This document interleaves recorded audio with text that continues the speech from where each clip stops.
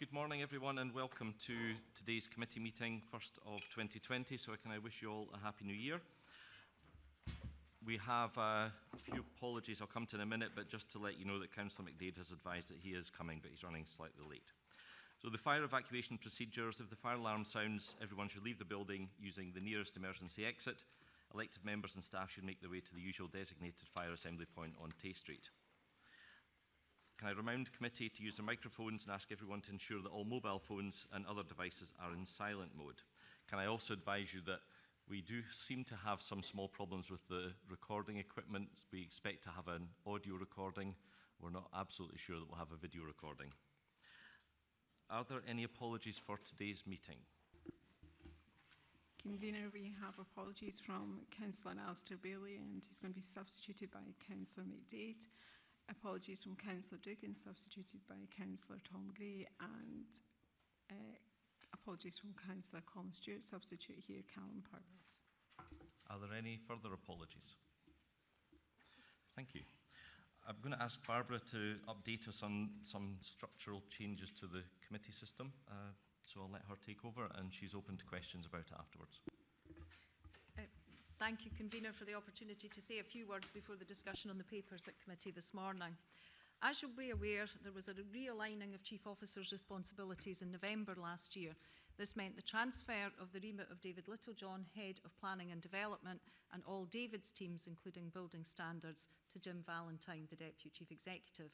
At the same time, the teams reporting to Charlene Guild, Head of Innovation, became part of Housing and Environment. This covers the Perth Kinross offer, organisational development, equalities, performance and communications.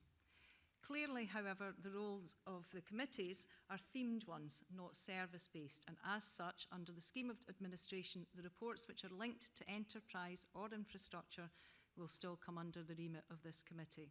By way of example, the two events-related papers and the street naming and numbering ones, which are under Jim's remit, need to come to this committee. Those eagle-eyed amongst you as well will have noticed a change in the way that the reports are headed, because almost all of our reports today are under the name of the relevant head of service. This is to reflect the work that we are undertaking across housing and environment to reflect recognition of where and who is leading the activity being reported on.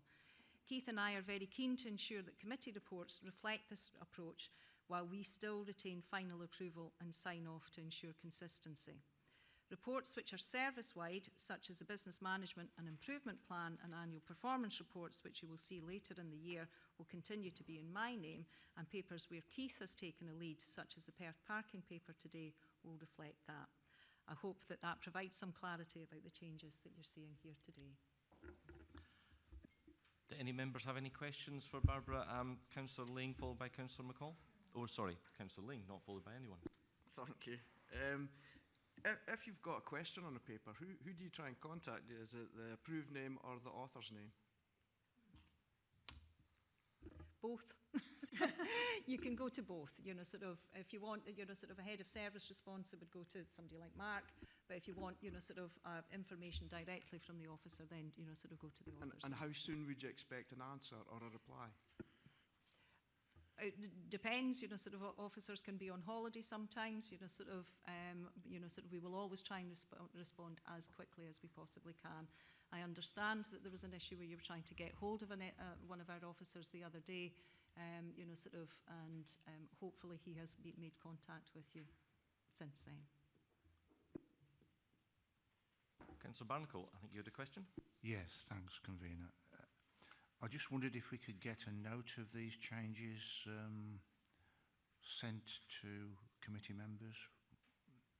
There was an inside news bulletin. Have I missed something? Yeah, there was an inside news bulletin in November. Well, I wouldn't be surprised if I'd missed something, but there we go. But we will, we're going to, Keith and I are also, formalising a slight change in terms of reporting within the service as well. So there will be another inside news bulletin coming to reflect that as well. So we can repeat those messages there. Thank you.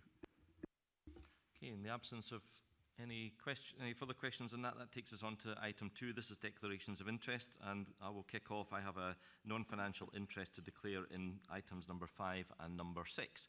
Are there any other declarations of interest anyone would like to make? Councillor Donaldson. Non-financial interest in respect of item number 7. No further declarations of interest? Okay, thank you. That takes us on to item 3. Item 3 is the minutes of the previous meeting. Can I ask the committee's approval to sign the minute book? Agreed? Thank you.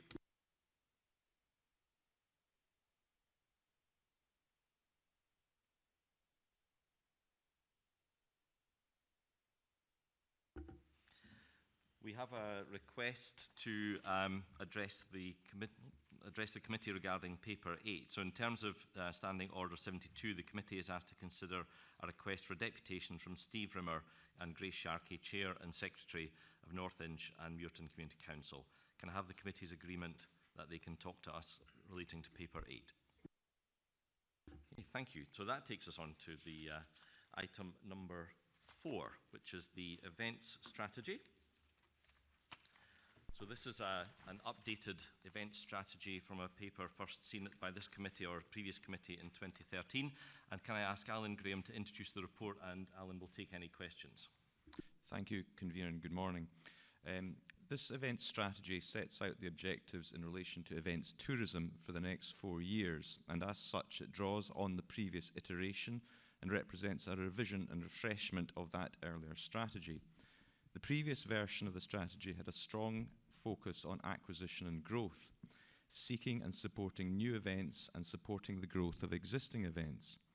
While the theme of growth is retained, the new strategy has evolved, and there is now a greater focus on the need for effective management and the safe delivery of outdoors events. The Council now operates a multi-agency safety advisory group process, and the approach to the delivery of the Council's own events, including operational planning, is outlined in the strategy at the appendix. In addition, this strategy includes greater detail on the approach to monitoring and evaluation, with a procedure note for evaluating the economic impact of events included.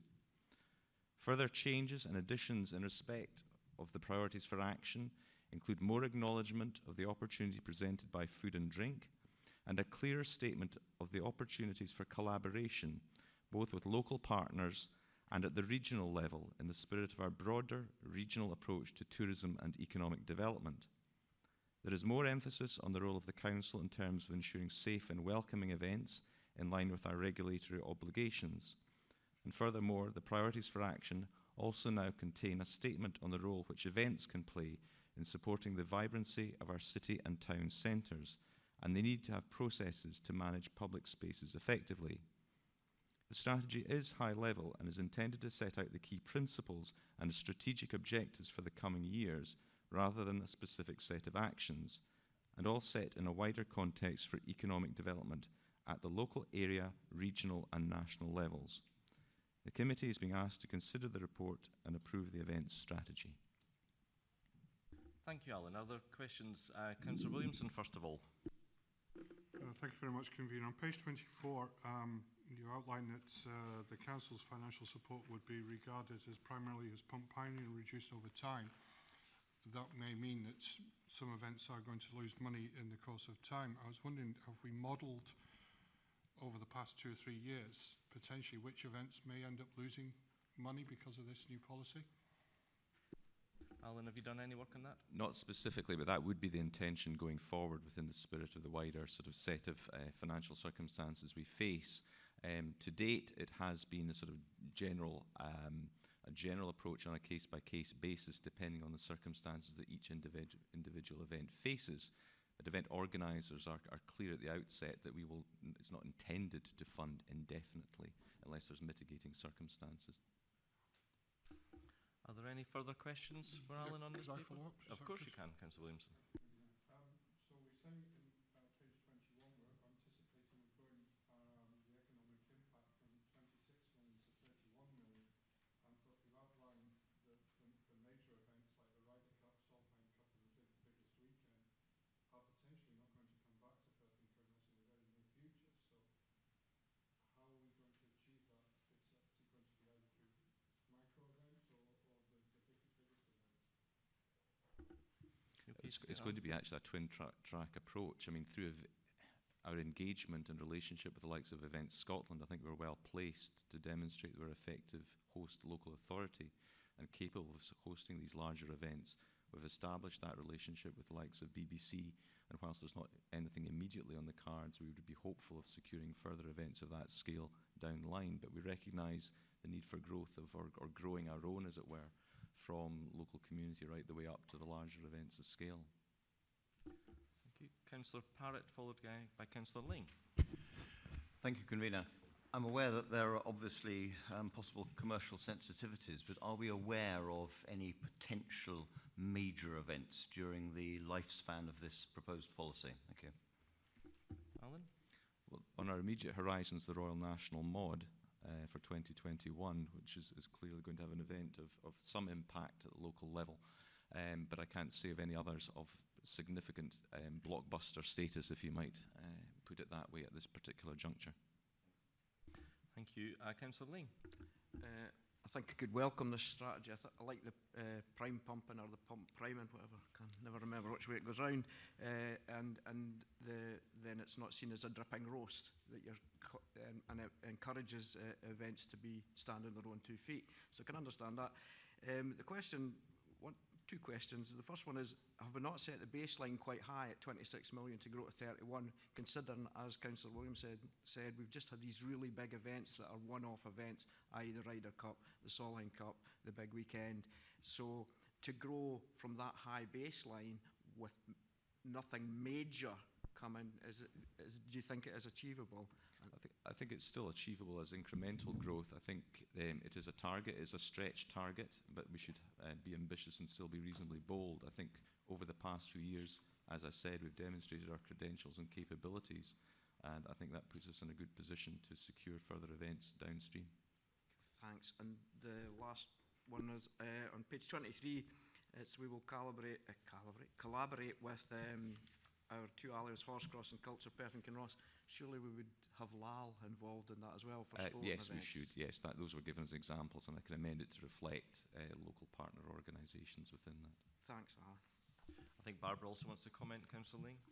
I think to add to what Alan is saying as well, sort of obviously we've got the regional tourism strategy that would hope, sort of would also pick up, sort of events across the area, which would also be, sort of we could link to, which would also then help the economic impact and the figures that we've put in the paper here. Councillor Donaldson.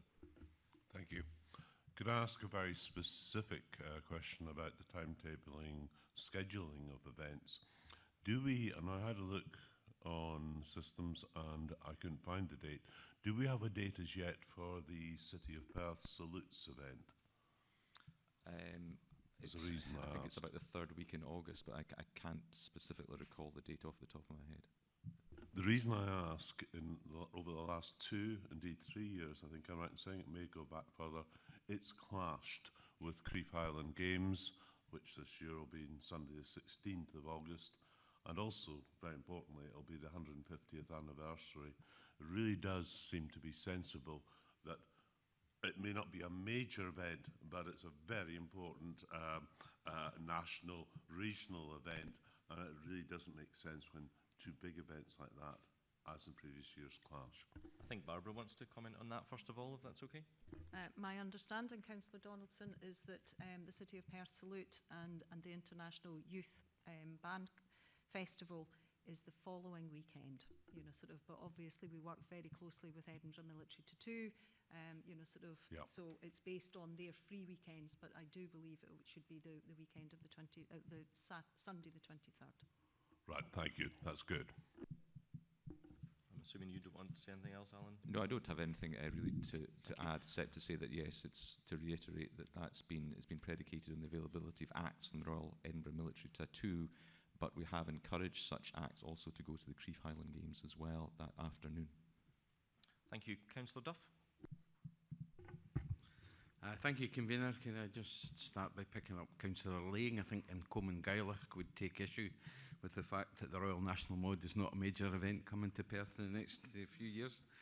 However, my question for the officers were in relation to business events and conferences and such like, and I wonder what we're doing to attract more of these type of events to Perth. Alan, can you comment Yes, on we do.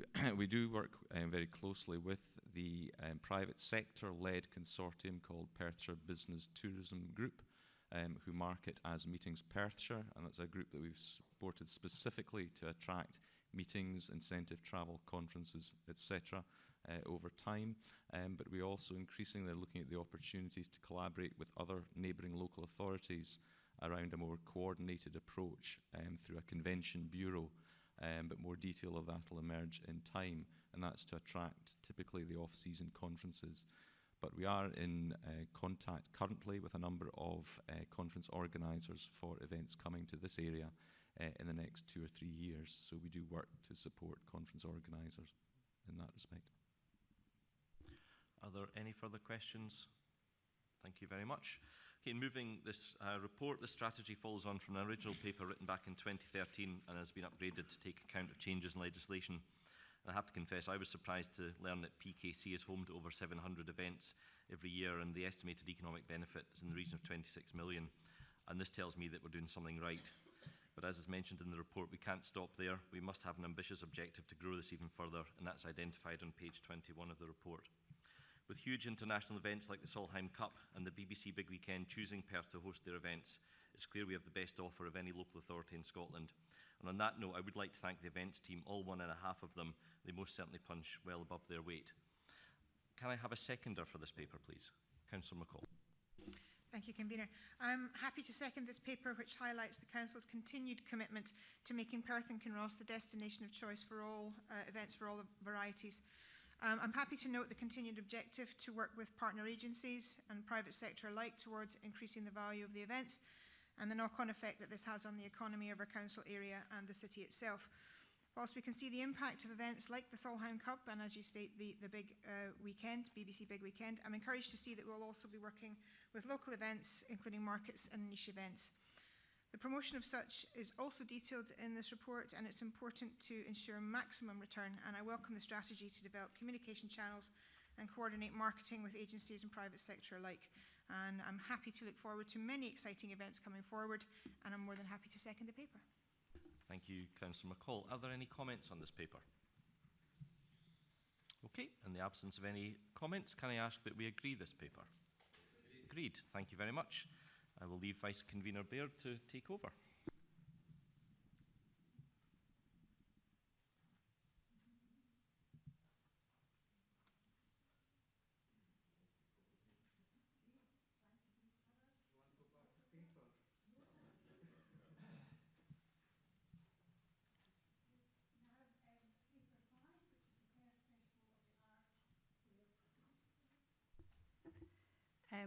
Perth and Kinross Council has supported this organisation for quite some time, and I will ask Alan Graham to introduce the paper.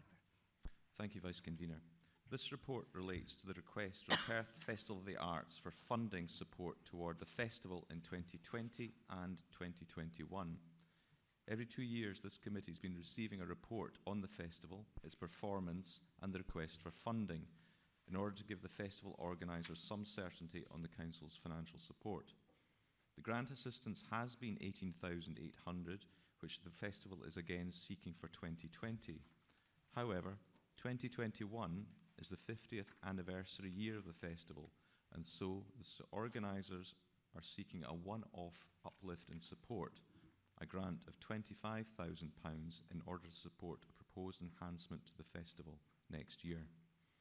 The committee is being asked to approve the funding of $18,800 to the festival in 2020 and to consider the request for grant support of $25,000 to the festival in 2021, both of which, of course, subject to the budget review process. Thank you. Thank you very much, Alan. Are there any questions on this report? Councillor McCall. Thank you, Vice Convener. I would like to ask you a question, if I may. We've given this group a substantial amount of money over a substantial period of time. Do you think this can go on forever, considering the changing times and the reduction in our budgets? Thank you very much for the question. I think in light of what we've just spoken about, the event strategy and funding is normally given to Prime Pump, an organisation, and this organisation has been on the go for quite some time, and I'm sure the funding hasn't always come directly from the council. But I agree that this maybe can't go on forever, but it probably needs to be reviewed in the future. Thank you. Councillor Robertson. Thank you. I think everyone recognises that Perth really buzzes when the Festival of the Arts is on during that period. It's quite disappointing on the first page of the report seeing that the attendance figures are flatlining almost, you know. Now, why is that? Is that because, it's not because of lack of capacity surely, because we've now got the theatre up and running when it was closed for a number of years. And there's a number of venues within Perth itself. So why are the figures flatlining, the attendance figures flatlining? And what are the Festival Arts doing to try and improve on those? Alan, do you wish to? Alan, and then followed by Barbara. Barbara wishes to speak. I think that's first. really a question for Perth Festival of the Arts, but I'm sure that Alan, sort of will be able to give a limited response, but, thank you. Yes, I can give a response, but I think it would largely be opinion. I think the nature of the programming and perhaps reflection of the challenges for classical programming, which of course forms the core of the Festival of the Arts offering, a very competitive set. And hitherto, obviously, we've seen Horse Cross's own programming, for example, with stand-up comedy coming more to the fore. So, as I say, it's really just opinion at this particular juncture.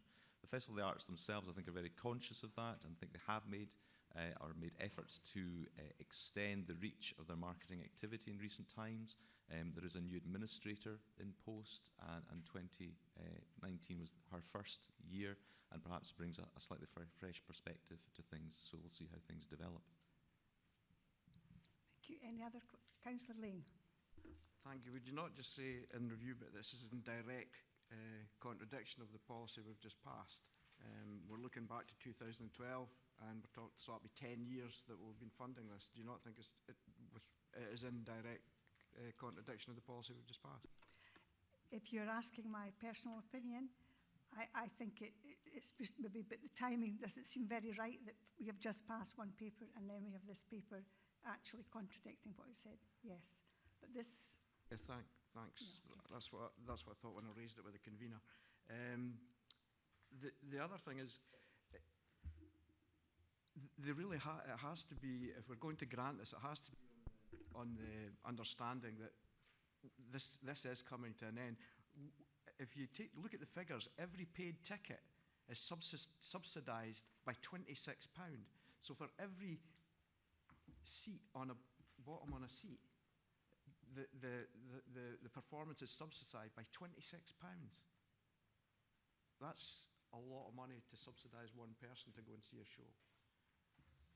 And do you think that's a large sum of money? I know that the council's part of that is only £2, but if you take the totality of the sponsorship, etc., it's £26. And the question is, do you think that has to be reduced? I note your comment, but the question, I'm not really going to answer it like that, okay?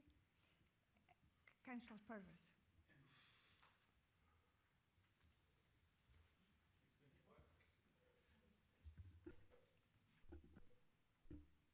There we go. Thank you, Vice Convener. Can I just ask a couple questions of Mr. Graham, if that's possible? First, in terms of the questions that have been raised by other members about the ongoing subsidy in relation to the previous paper that we've had, has any suggestion been made to Perth Festival of the Arts that how they might cope or how they might deal with the situation if the council were to reduce or remove funding to them, whether they would consider a change to programming or bringing in events? Obviously, the Festival of the Arts, there is an element of public subsidy that is required in order to provide some of the different types of events that might not be seen in other fora. But has any questions been asked them about how they might cope if we reduced or removed funding? Not directly on the removal of funding at this particular juncture, no. Hitherto, we did reduce our funding, I think a number of years ago. We reduced down to 18,800, and obviously there were conversations then that that was a kind of a marker and a direction of travel, potentially from the council or members so minded to do that. And correspondingly, our percentage is obviously reducing over time, but they've had, I think it's fair to say, some challenges to seek sponsorship, and whilst trust funding and other charitable donations has held up fairly well, if you like, the commercial sponsorship side of things has been maybe more of a challenge.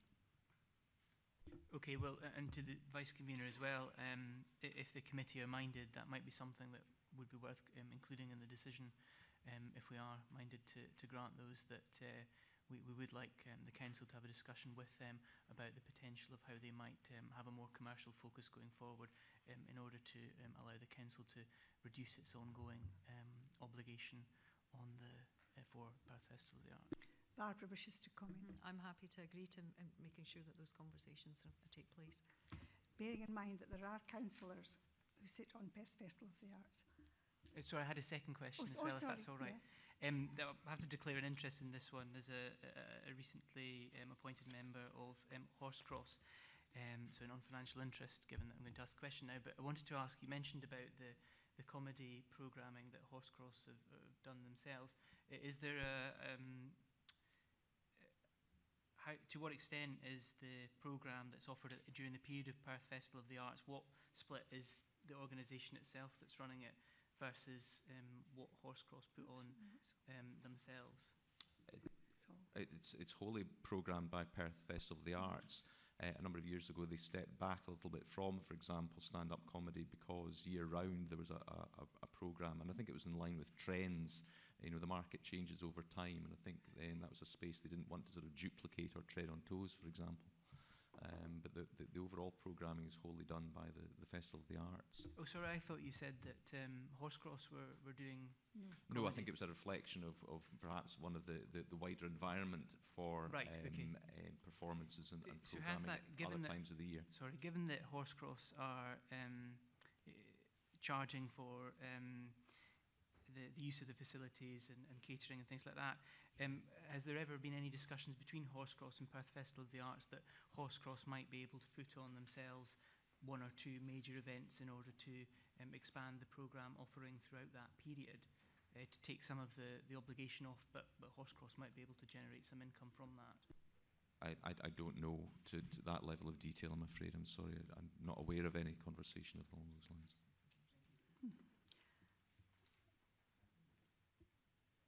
Councillor Parrott. Thank you, Vice Convener. I note that at paragraph 4.1, the recommendations include approving funding for one of the years subject to budget review process, and consider funding for the anniversary year subject to budget review process.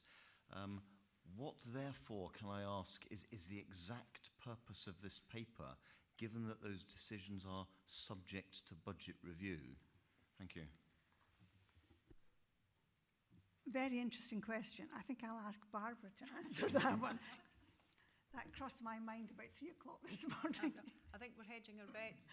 To be honest, I think, obviously, we need, sort of a committee approval because of the level of funding, and the specifics round about the number of years that Perth Festival of the Arts has been getting money from, from the council.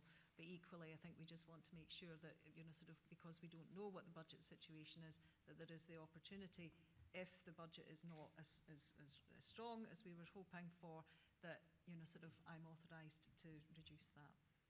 So if I may, it would be fair to say that our agreement to this paper gets the Perth Festival of the Arts funding to the start line. Yes. Yeah, but and we're not, and we would be, acknowledging that with Perth Festival of the Arts as well. Okay. Are there any further questions on this report? No? Well, in light of what has been said this morning, I'd like to move that we grant the 18,000 for 2020, and we give them also the money for their 50th anniversary, which we hope will be an extra special one And maybe at that point they will realise that this cannot go on. So are we happy to agree to that by a seconder? Councillor McCall.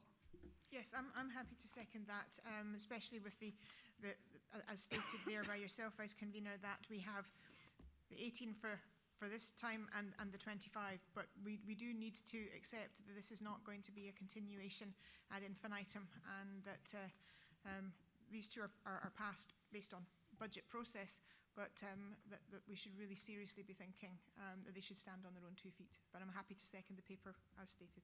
Thank you. Are there any comments? Councillor Lane. The comment really is that if you look at the 2 years and the funding rising, it's really disappointing, and I think the officers will have to have a look, that the ambition to achieve another £875 towards the total from commercial sponsors isn't very stretching, surely. And the only way that they're looking to increase the funding is in grants and donations. It's not through, don't see it, ticket sales is only up. They're looking to grow ticket sales by about 8%, 7% the income. So I think that's, moving forward, if that's going to be their big ticket item, is it, I can't remember what anniversary it is. 50th, and you're only going to increase your ticket sales by 5 or 6%.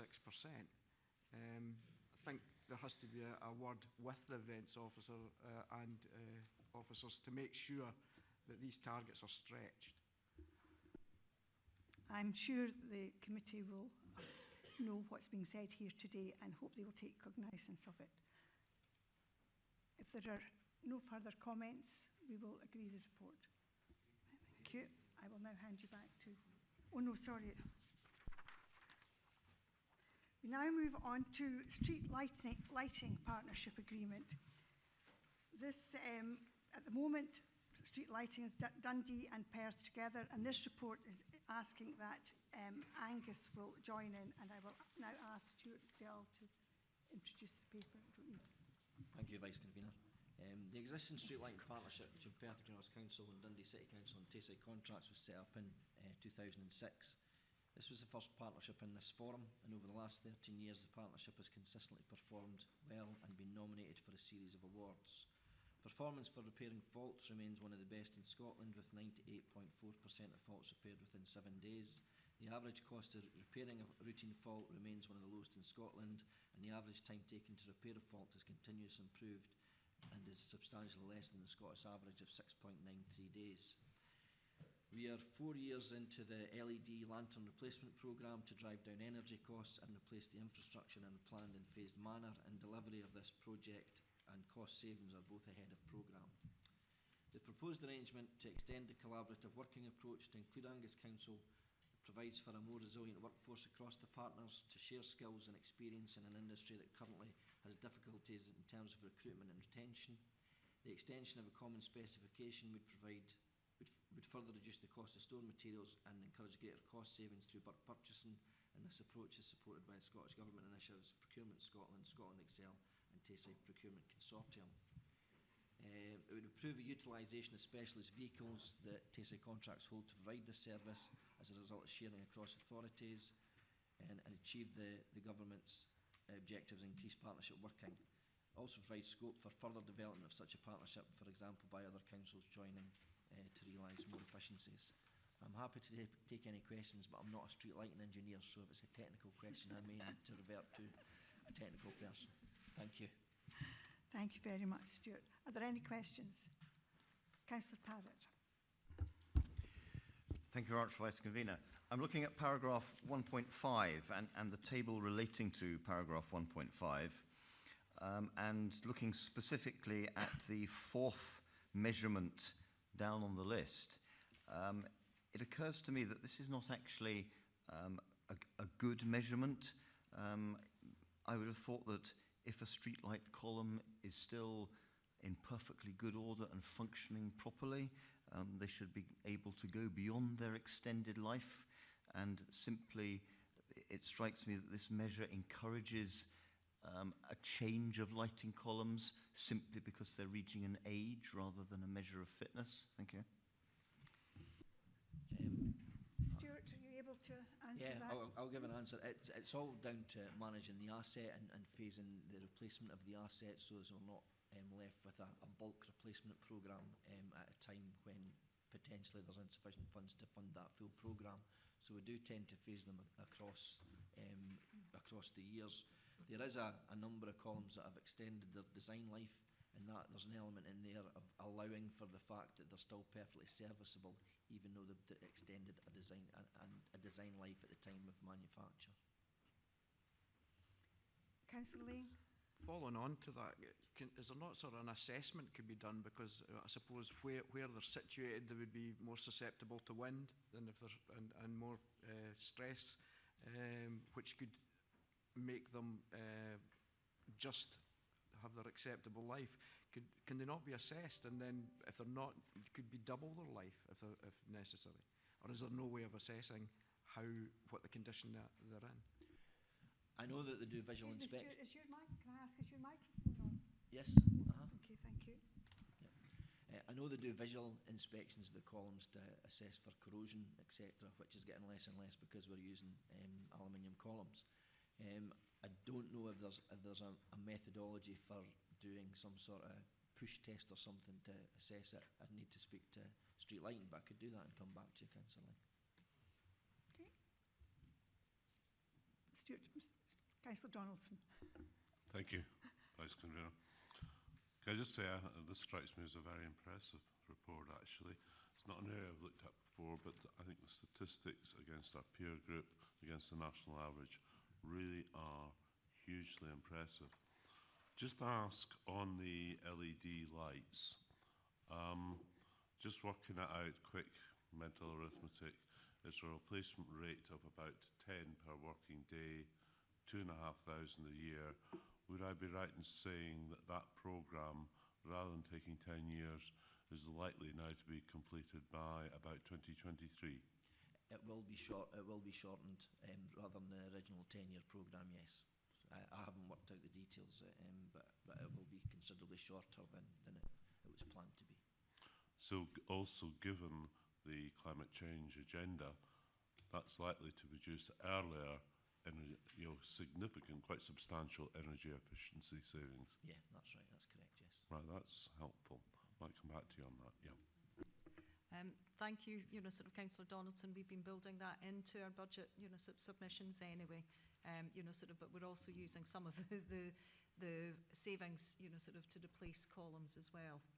So there is a very detailed, plan of action that we've got to use both the savings on the electricity as budget savings, but also to make sure that the columns are in the best condition that they could be, taking the asset management principles into consideration as well. Okay, thank you. Are there any other questions? Councillor Duff. Thank you. Yes, this is an excellent report. There's lots of very impressive statistics in it. Obviously, the thrust of the report is about bringing a third local authority into the partnership, and I just wanted to ask the officers if they're confident that adding Angus Council into this won't have any sort of detrimental effect in terms of the impressive stats that are before us this morning. Thank you, Councillor Duff. Yes, there's no reason to suspect that bringing Angus Council into the group will have any detrimental effect. They have their own setup in terms of street lighting in Angus, and that will be managed by the one manager for all three local authorities, as we currently do between Dundee and Angus. So Lisa will extend the principles of Dundee and Perth into Angus, hopefully to bring them up to the level that we're currently at. Councillor Purvis. Two questions, if I may, Vice Convener. Yes. The first one is on page 45 in the same table that Councillor Parrott referred to earlier. And it's the average cost for repairing a routine fault. Now, I noticed on the previous page that it says that that's very good in comparison to the rest of Scotland. I was just wondering why, over that 4-year period, the cost seems to have increased. Is that because there's fewer fewer faults, or it just seems strange that it's still a very good level in relation to other parts of Scotland, but I'm just wondering why it's gone up. Yeah, there will be an element of inflation in that, but I don't know the exact detail of why it's gone up from 34 to 49 over the period of the 4 years. But again, it could... It does seem quite a lot for inflation over a 4-year period. The second question is that we talked about savings, and you mentioned when you were introducing the paper earlier on. Do you have any idea of the magnitude of the savings that might be generated from this proposal?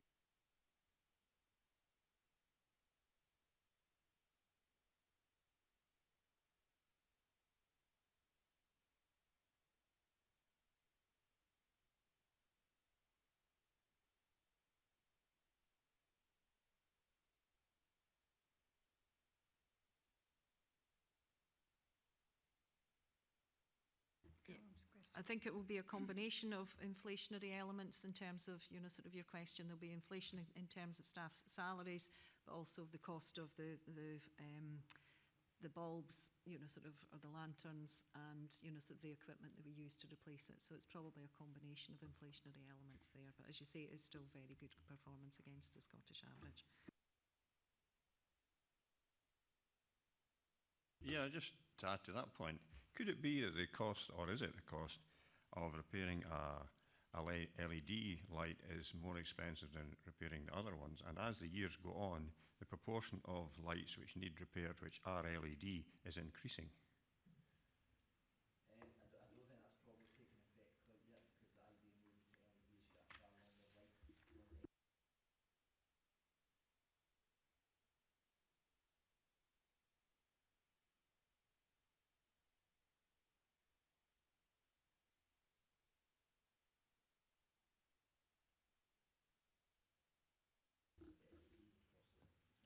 Are LEDs, in fact, more expensive to repair? I need to ask the question on street lighting. I suspect for an LED you've just got to do total replacement, but you've got a 20-year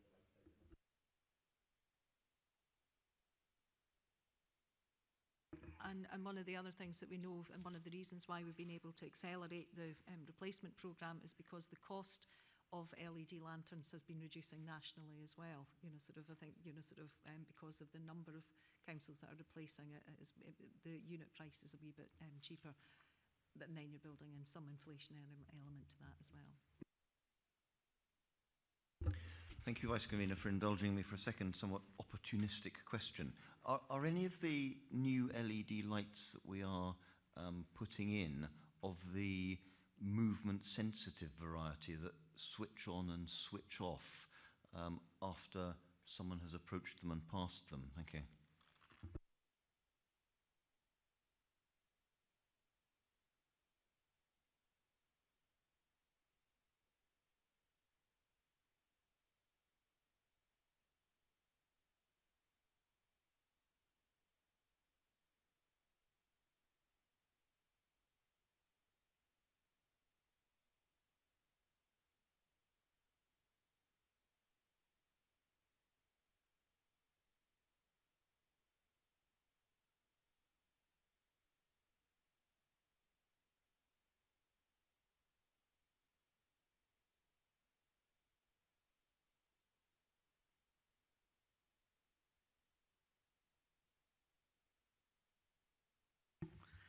Thank you, Vice Convener.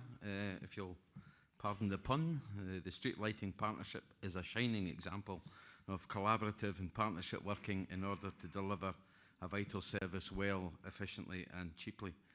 The statistical details of the report highlight the significant benefits enjoyed by partners and by the public, not just in financial terms, but in the speed of our fault repair service, our concern for safety and its contribution to reducing our carbon footprint. Vice Convener, it's pleasing to note that Perth Kinross Council are one of the leading lights in the provision of this important public service, and I look forward to seeing further improvements in the delivery of this shared service once we bring Angus Council on board. I'm delighted to second the motion.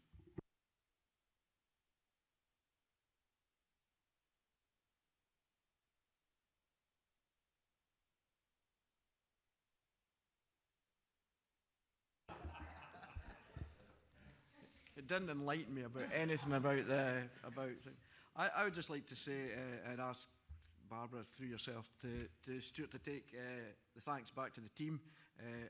It's great to see a success of collaborative working, and if you can go back to our partners and right down to the guys who actually go out and repair the lights, I think you should take back the thanks for everybody in Perth and Kinross.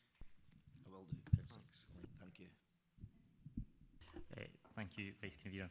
Yes, I'd like to support the paper fully in terms of additional savings. The street lighting project and partnership is a great spend-save initiative that the Council undertook years ago. We'd also like to nominate Councillor Duff for a turn at Perth Festival of the Arts.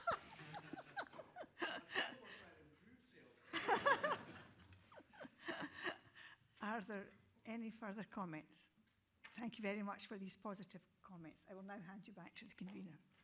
Thank you, Vice Convener. That takes us on to paper number 7, and this is a long-term plan to improve the Perth Lade Green Corridor, and I'm asking Andy Clegg to introduce the report and take any questions. Thank you, Andy.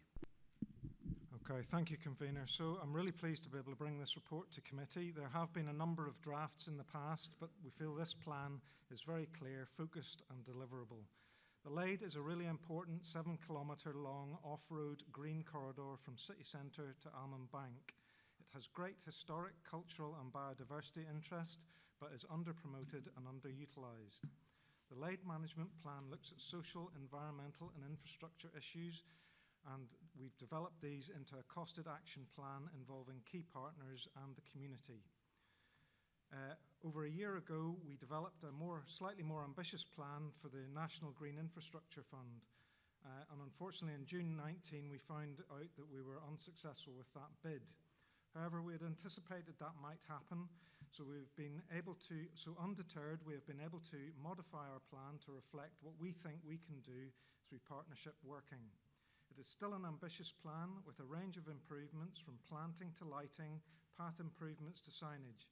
It is likely to cost in the region of £900,000, and we have £300,000 of council funding already committed within existing budgets. We will use this to try and lever an additional £600,000 of external funding. We very much hope the committee will support the plan and that we can achieve our ambition for this potentially great asset. Thank you very much. Thank you, Andy. Can I ask if there are any questions for Andy on this paper? Councillor Robertson, hand was up first. Thanks, Convener. Firstly, thanks to you for organising the visit to the Lade for anyone who wished to go, and for the officers for attending. I found it very, very informative, and I'm really glad I went along. My question is that this is a very ambitious plan, and I was wondering, I'm thinking about how the Loch Leven Heritage Trail was built. We did it in sections, actually tackled section after section, and when one section was completed, it really excited people about getting the next part done. Is that how we're planning to do this, rather than do improvements all the way along on a random basis? How exactly is it going to be done in a sort of scheduled and basis? Andy, I think we did discuss this a little bit on our walk on Monday, but I'll leave you to expand on that. Yes, thanks, Councillor Robertson. Yes, I think we'll take a very much phased approach, and working with our community and partners may mean that there's certain bits that the communities want to take forward or certain bits that our partners are happy to fund. So we'll take those forward. So we'd very much do it in an incremental and phased basis, depending on the funding available. And when we were there on Monday, we discussed the use of the path, how some sections aren't really suitable for cycling as such, but these sections are actually very suitable for leisure cycling, for people taking their children out. They don't really like to go in commuter routes because it's with fast bikes are just as bad almost as traffic. So is it not possible to actually make it the whole length of the Lade into a leisure cycling route, even though I realise there's bits of it are quite narrow, but is that something we could actually try and achieve?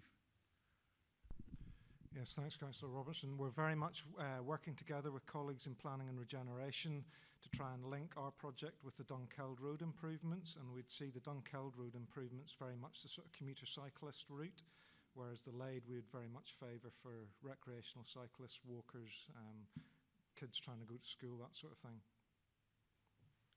Councillor Parrott had his hand up, followed by Councillor McCall. Thank you, Convener. I see this at paragraph 5.10 of the management plan. The route is not deemed suitable for commuter cycling due to its width. But I'm still surprised that the vision set out for the delivery objectives at paragraph 1.7 does not actually make mention of the Perth Lade as a link. That worries me slightly in the context that if it's not seen as a link, then it might be subject, if you like, to being chopped into bits at some stage in the future. And to me, it's important that, regardless of that, it's not suitable for commuter cycling, it's suitable for recreational cycling. And to me, it's important that it's seen as a link, and it surprises me that that's not actually in the delivery objectives. Thank you. Thank you, Councillor Parrott. Yes, we very much see it as part of a green network, actually, within the city, so it very much links with all the open spaces throughout the length of the whole Lade corridor.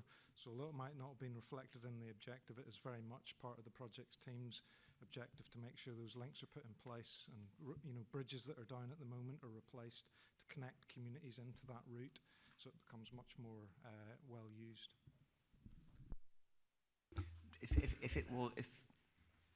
If being a link was in the delivery objectives, might that not be a help in gaining funding for a cyclable bridge over the railway? Thanks. Yes, the railway crossing's been quite an issue for numerous years, and we're working very closely with Network Rail to see if we can bring, well, obviously it would be within their programme, but we would like to see a much better access point across the Lade, across the railway line, and I think they've got long-term proposals to replace the White Bridge, which is a key connection point. Are there any, Councillor McCall, apologies, any further questions after Councillor McCall? Okay, thank you. Thank you very much indeed for the walk the other day. That was fabulous, and I think this is an excellent plan. And I definitely see this as something that will end up regenerating or generating a sort of tourist benefit in some of the walks that we have in and around the area. What promotions do we have, are we thinking of to actually promote this route for more than just a sort of commuter route in and out from the communities that are there, but actually create it into something that could be tangible for people to come and actively do out to Hunting Tower? Thank you, Councillor McCall. Yes, well, we would have a full communications plan built around this project, so we would be looking at, social media, web pages. Obviously, we'd have signage on site.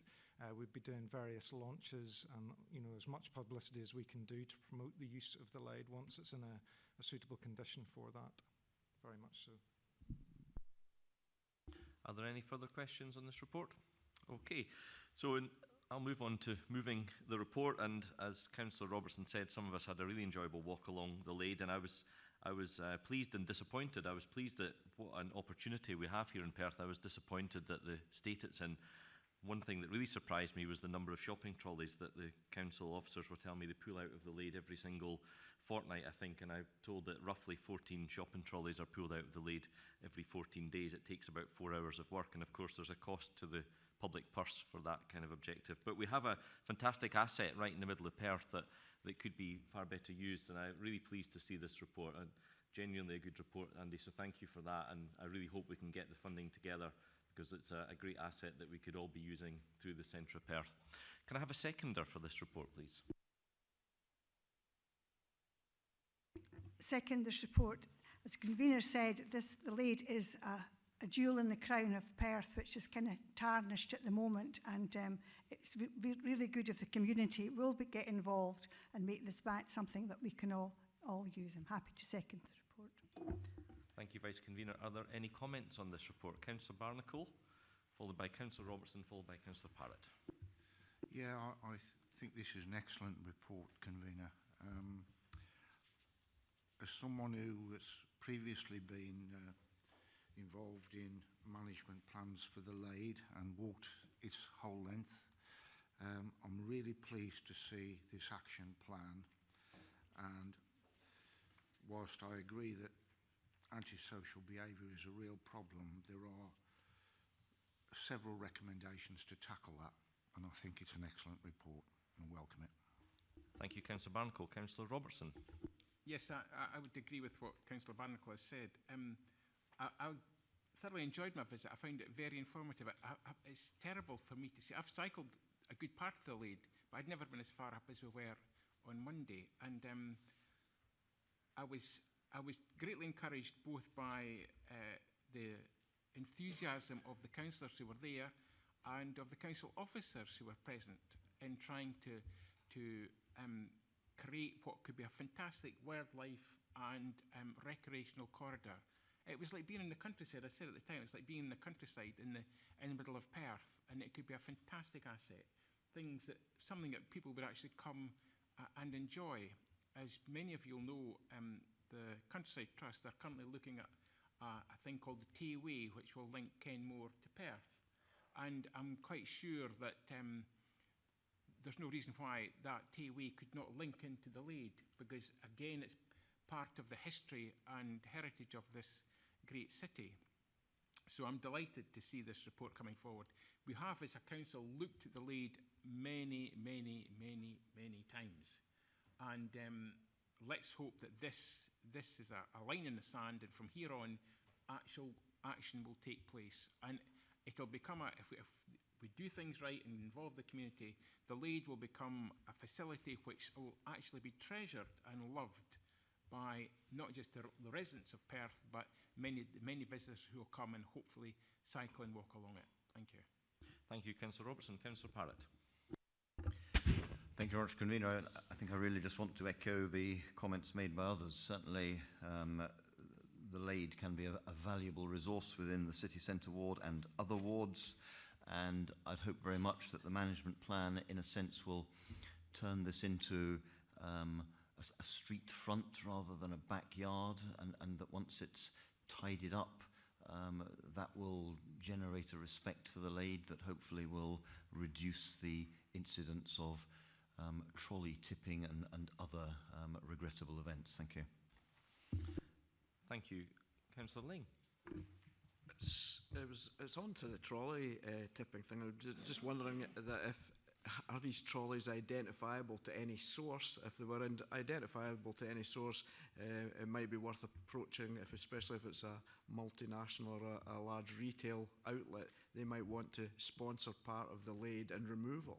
It might be worth looking in. I think that's a very valid point, Councillor Ling, and yes, they were definitely identifiable to a couple of large supermarket brands, so perhaps Andy could take that comment on board and something for us to consider. Thank you for that. Councillor McDade. Thank you, Convener. Just following on from Councillor Ling's point, my point was going to be around it would be good if the council could perhaps engage with the companies in question and see if they could install, there are barriers and such that can be installed so that it prevents people from being able to take trolleys out of supermarket curtilages. So it would be in their interest as well as our own, and there are other types of devices that can be installed. Some national brands do use them, so perhaps we can encourage them to do that, and that'd be a time well spent from our point of view, because it'll save a lot of money in the long run. Thank you, Councillor McDade. I wish I'd never mentioned the trolleys now. But I can assure you, I know the supermarket you're talking about, that where the trolleys apparently don't work when they leave the car park, but I can assure you there were some of their trolleys in the Lade as well, so I'm not sure how successful that is, but I'm quite sure Andy will take all these comments back. Are there any further comments? Are we happy to agree this report? Thank you very much. Now this brings us on to paper number 8. This is the Perth City car parking paper, and as I intimated at the start of the meeting, we have a deputation, so can I invite Steve Rimmer and Grace Sharkey to come forward to the microphone. Just while you're getting yourselves settled in, I will remind you that you have 5 minutes to talk, and then there will be questions from elected members, and elected members have a total of 10 minutes of questions. Councillor Baird will be on the timer. She'll give you a notification when you've got 1 minute left to go, and I think Councillor Baird will also do the same for elected members' questions. But can I begin by letting you carry on? Just one of you speaking? Yep. Okay. Are both of you taking questions? Yes. Yep. Okay. Thank you very much. Okay. Good morning. My name is Steve Rimmer, and I'm the chair of North Inch and Muirton Community Council. Today, along with my colleague Grace Sharkey, we represent the residents of our area in Perth between the North Inch and Dunkeld Road. The proposal in this report is to introduce parking bays to 70 streets in the area surrounding the city centre, following consultation. It's not a proposal to introduce parking meters, as implied recently in one local newspaper. We would like to speak to you today to give you some perspective from residents and to make 3 suggested amendments to both support and improve the process. These amendments are reducing the scale of the task by removing streets from the list that could not or should not have parking bays, extending the period of reporting back to this committee beyond March, and including a range of options in the questionnaire and the opportunity for residents to make suggestions. However, first we'd like to make clear what we as a community council and residents particularly welcome. We welcome the fact that PKC wish to resolve the parking issues in Perth as a priority, and we know that they have worked very hard to seek solutions for all stakeholders. We welcome our inclusion in the discussions and having some of our views included in the report. And we're particularly pleased that you as councillors are personally keen to make changes and also to lead us in making changes that will help to improve the environment. In that respect, we know that very recently, councillors were on their bikes leading the Social Cycle project. We know that Councillor Baird challenged you all to find one way to reduce your carbon footprint, and that Councillor Barrett has cut back beef consumption. We know that Councillor Lyle has wind turbines and that Councillor Parrott has an electric car. We know that Councillors Forbes and Simpson agree with the Your Place, Your Future to improve active travel choices, and that Councillors Wilson and Robertson walk and cycle regularly. So I think we're all on the same page. And we hope that your leadership will help us too, to reclaim our streets so that they can be places for people and not just a large unofficial car park. We hope that in doing so you can also consider the needs of commuters and help them to find solutions so we can all cut our carbon footprint. We recognise that Sustrans has passed a vote of confidence in Perth in awarding £6.4 million to an active travel project passing right through our area. We also want to build on that confidence in Perth by encouraging the realisation of active travel plans more widely. I spoke earlier about a number of amendments we'd like you to consider for the paper. You'll note that officers have suggested that consultation in 70 streets can be finalised, analysed and presented for the March meeting of this committee. We recommend that this be extended beyond March because there is sufficient data to have to consider, and residents need the confidence that their opinions are an important feature of decision makers' considerations and that consultation is not simply seen as a tick box exercise. We also recommend that the scale of the task be reduced by removing those streets from the lists that could not or should not have parking bays. So those streets that are private roads or already have double and single yellow lines on both sides of the road could be removed from the list. We also suggest that the consultation includes a range of options and opportunity for residents to make suggestions which directly resolve the problems they face. After many years of living with the issues and waiting for a resolution, residents need to have confidence that at the very least, any proposal will improve the situation. For our area, we're not sure how unenforced parking bays can improve the situation, And any feedback we've already taken from residents is that these on their own will not address any of the residents' concerns stated at the beginning of the report. So to summarise, we appreciate your leadership and hope we can rely on your support to reduce the carbon footprint. We recognise your wish to help meet the needs of all stakeholders, residents and commuters.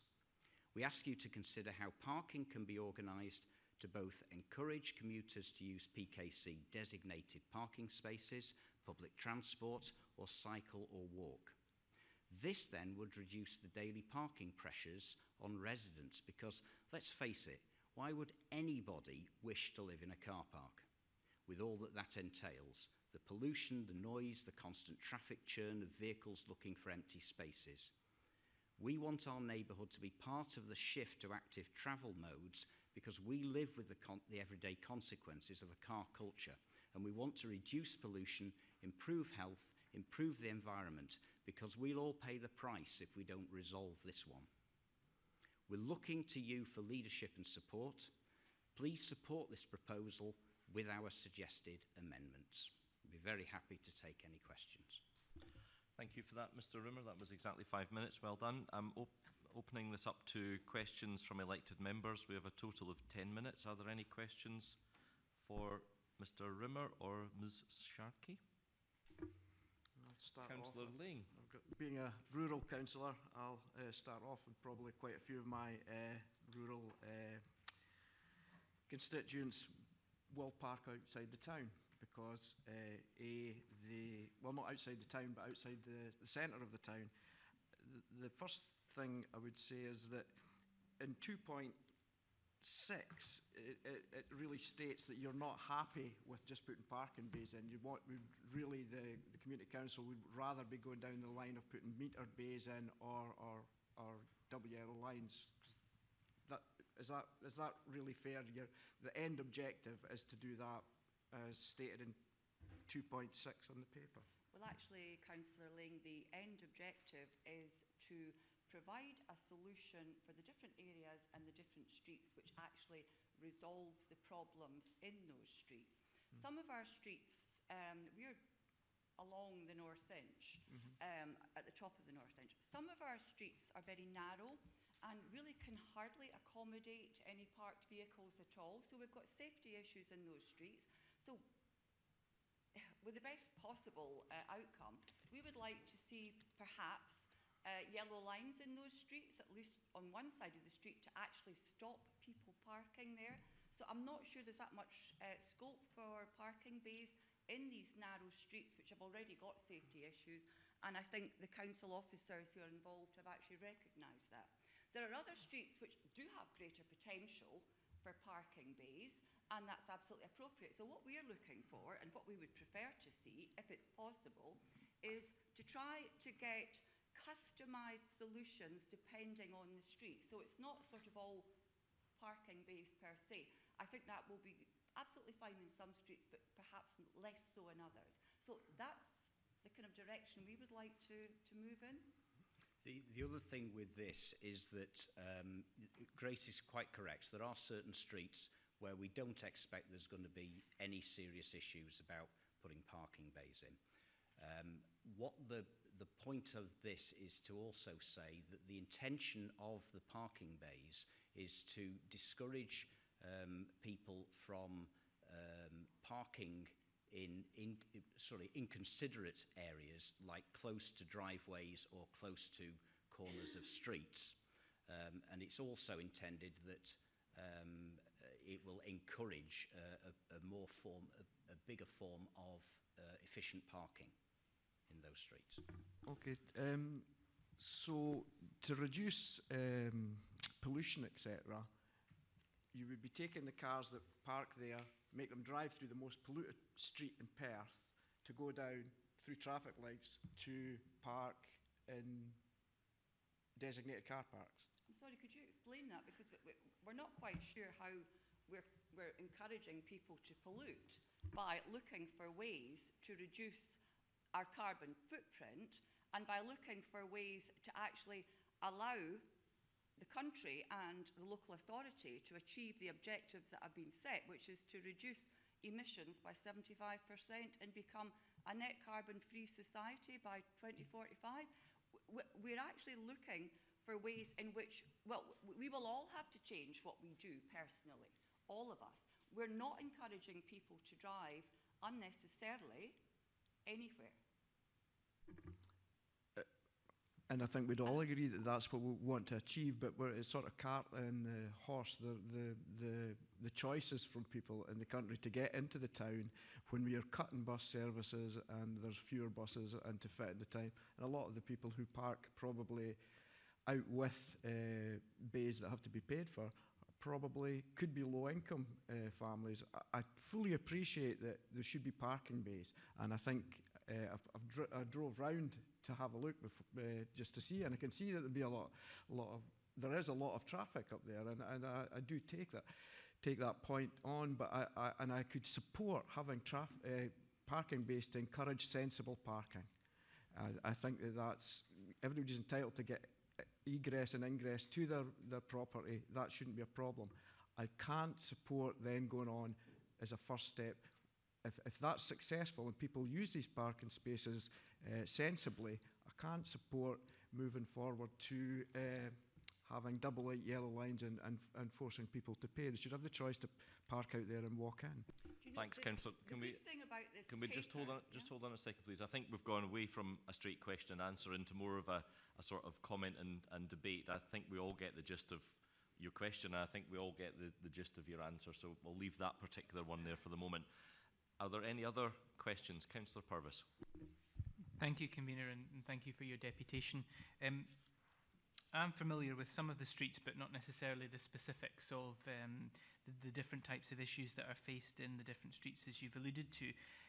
We've talked about the ones where it might not be appropriate to have the bays on them, but in those where it might be, it's to try and encourage appropriate parking, not outside driveways and things like that. I suppose my question is, are there streets that don't have drives themselves, or where there might be people who have 2, 3 cars who actually will not only not need them to park outside their driveway, but will also need space adjacent to their driveways or adjacent to their property if they don't have a driveway to park as well? And is that part of the problem that you're facing? That is indeed part of the problem, and it's also part of the ultimate solution. We have we've got 5 streets in particular that have special parking issues. 2 of those streets, roughly speaking, one half of it has got properties that don't have any off-street parking, and the other half does. However, the amount of off-street parking could be limited, and therefore there is a need for most of the residents of those streets to park on the street. And that is also one of the issues that they face with a situation where the streets are effectively swamped with non-resident vehicles. It's only one of the features. There are other features which are safety related. Are there any further questions? Councillor Reid. Thank you, Convener. Can I just ask where we are in the potential development of new park and ride locations? I know it says in the paper, but that question can come later, Councillor Reid. That wouldn't be an appropriate question for the deputies, but please park it. Sorry, I didn't even intend to say that, and I'm sure Keith will answer that when the time comes. Are there any further questions for the people giving the deputation? Thank you very much. You can take your seats in the public gallery. Now I would like to ask Keith to introduce the report and take any questions, and I think we know already that there's at least one question from Councillor Reid. Thank you, Convener. As you've heard, Councillors, this report advises the Committee on progress with an informal working group consisting of elected members and officers from various elements of the Council, investigating concerns about car parking in Perth City Centre, particularly the residential and business areas surrounding the centre of the city. Local members in the 3 Perth City wards have expressed concerns over parking. You've heard from Grace and Steve what the nature of the complaints have been about inconsiderate parking, but also about the high volume of commuter parking, resulting in residents and visitors not being able to park near their own properties. And as we've already heard, this does create a tension between those people who wish to this creates a tension between those people who wish to enjoy their residential areas and those who feel they have an ability to park on public roads as commuters. To address this concern, an informal working group was set up, which has met on 4 occasions, and we've also had conversations with North and St Muirton Community Council about their participation request. The working group examined a variety of options and settled on a range of actions, from short-term things such as discounted car parking in Perth City Centre to long-term issues such as additional park and ride sites around the city. This is a complex issue, and the area which caused the greatest amount of discussion within the group related to those locations affected by the parking concerns and what actions could be taken. The group took a graduated and pragmatic view in terms of the next steps, and that's what's before you today. It's about installing parking bays at all areas identified by the group, which would look to encourage positive behaviour rather than start with an enforcement-based solution. And as has already been mentioned today, it is not about introducing parking charges or no waiting, as perhaps has been reported in the media. What we're looking for today is approval of the report to go forward with a consultation on the proposals within the report and come back to committee with the findings of the consultations to take it to the next stage. Happy to take any questions. Thank you, Keith. Are there any questions? Councillor McCall first, followed by Councillor Gray. Thank you, Convener. I just want to ask the officers, and I also want to, first of all, thank Mr Rimmer and Ms Sharkey for making the time to come along today, because it's always very helpful.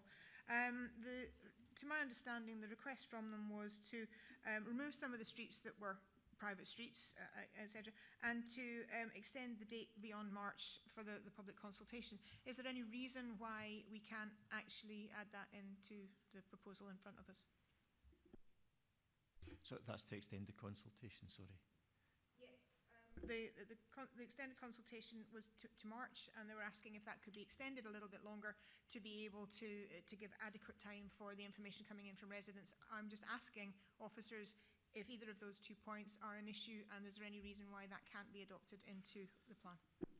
The initial reason why we wanted to keep the momentum going, because there was a feeling from the working group, from elected members who are representing their constituents, that this has gone on for a long time and they're looking for continued progress. The sense from ourselves was that there's 8 weeks between now and the next committee, so a consultation phase could take between 3 to 4 weeks, and that gives us some time to assimilate the results and come back. Personally, I do not have a problem if there's a sense that we would want to extend the consultation. However, that's tempered against perhaps wider constituent views and perhaps wider views of Perth City members who might want to keep the process going quicker. And on the possibility of removing some of the streets that are private streets, and just to get an understanding on that too. When the working group looked at the areas of Perth which were affected by these issues, we were thinking of it more in terms of zones rather than specific streets. So a low Appendix 3 has a list of streets and it has the maps. It's more about the zones. So say, for example, an area already has double yellow lines. It perhaps isn't articulated sufficiently in the report, but we're not going to put in white line parking bays in there. It is what it is. The areas are just really for illustrative purposes. If there are private roads, which I think, again, North Muirton Community Council alerted us to, which we've taken off the list, but again, private roads are under our control, so therefore we can't do it. So if we can consider it more as a zonal thing rather than specific streets, and if there are things which are already in place, which are mitigating parking, etc., then we wouldn't be touching them. Thank you, Keith. Councillor Gray was next, please. Thank you, Convener. Keith, it's a great report, this, and it much needed, I can understand, and I hope you've got some funds left to do a certain town in Strathallan Island ward when you finish this one. It's a technical point regarding a street where not all residents have access to their property, vehicle access to their property. If this was lined with parking bays, would I be right in assuming that someone who then wished to have an access to his property would have precedence over the actual parking bay itself, which would be removed, or two might be removed, to allow this access? Thanks, Councillor Gate. I maybe defer that one to Chick Haggart, who might have more of a handle on the legislation. Chick. Thank you. Thank you, Councillor. Yes, anyone who looked to provide off-street parking would absolutely be supported in that. And if at some future date, when there was a bay across somebody's potential driveway, then yes, that bay absolutely would be removed. Thank you. Are there any further questions for officers? Councillor Ling? Oh, sorry, my mistake. Councillor Williamson was first, followed by Councillor Ling. Apologies, Councillor Williamson.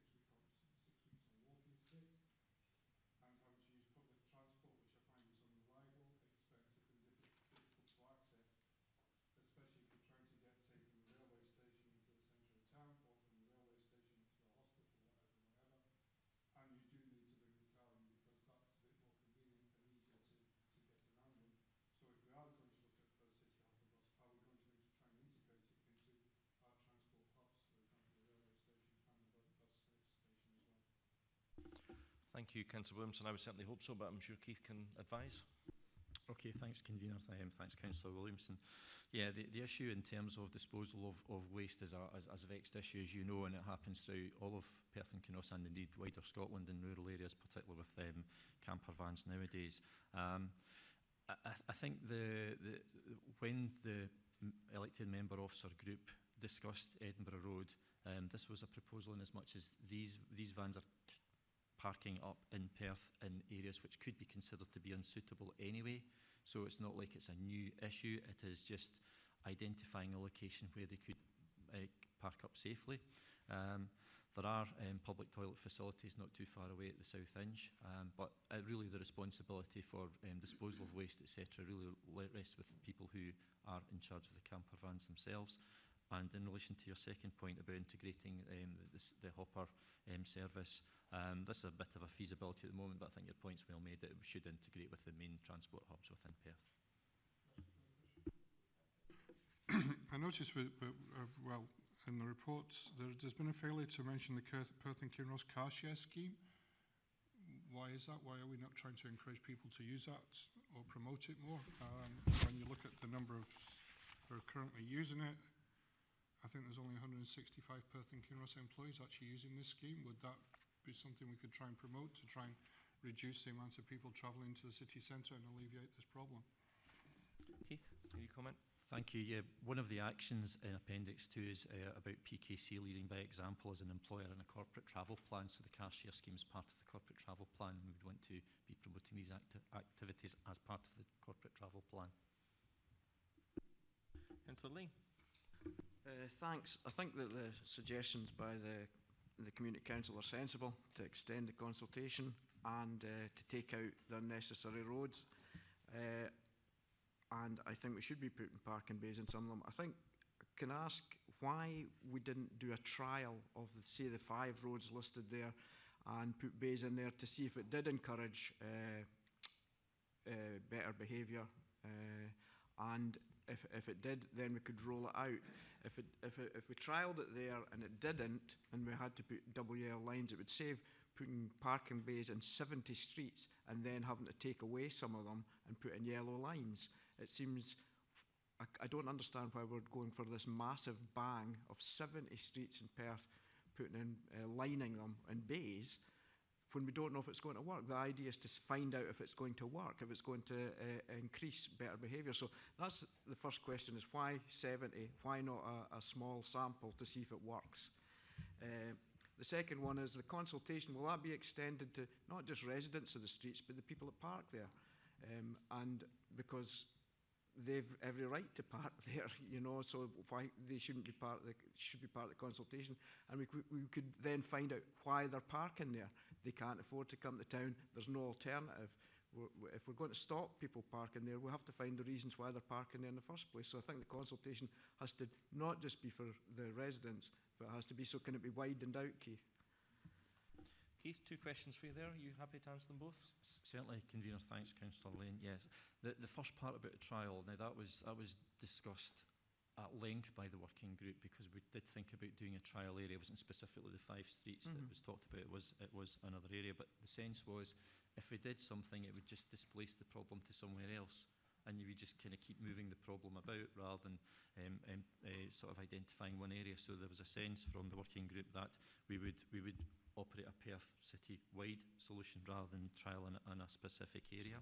Sorry, could you explain how putting parking bays in to sensible parking is going to move it? Because there should only be sensible parking there anyway. It shouldn't reduce or put any more, so I don't see how it displace it. I think the sense from elected members in Perth City Centre and their residents was there's not necessarily sensible parking, and people are parking on street corners, people parking across driveways. The introduction of the bays would create that sensible parking, whereas perhaps there's an over-proliferation of parking in perhaps areas which aren't the best.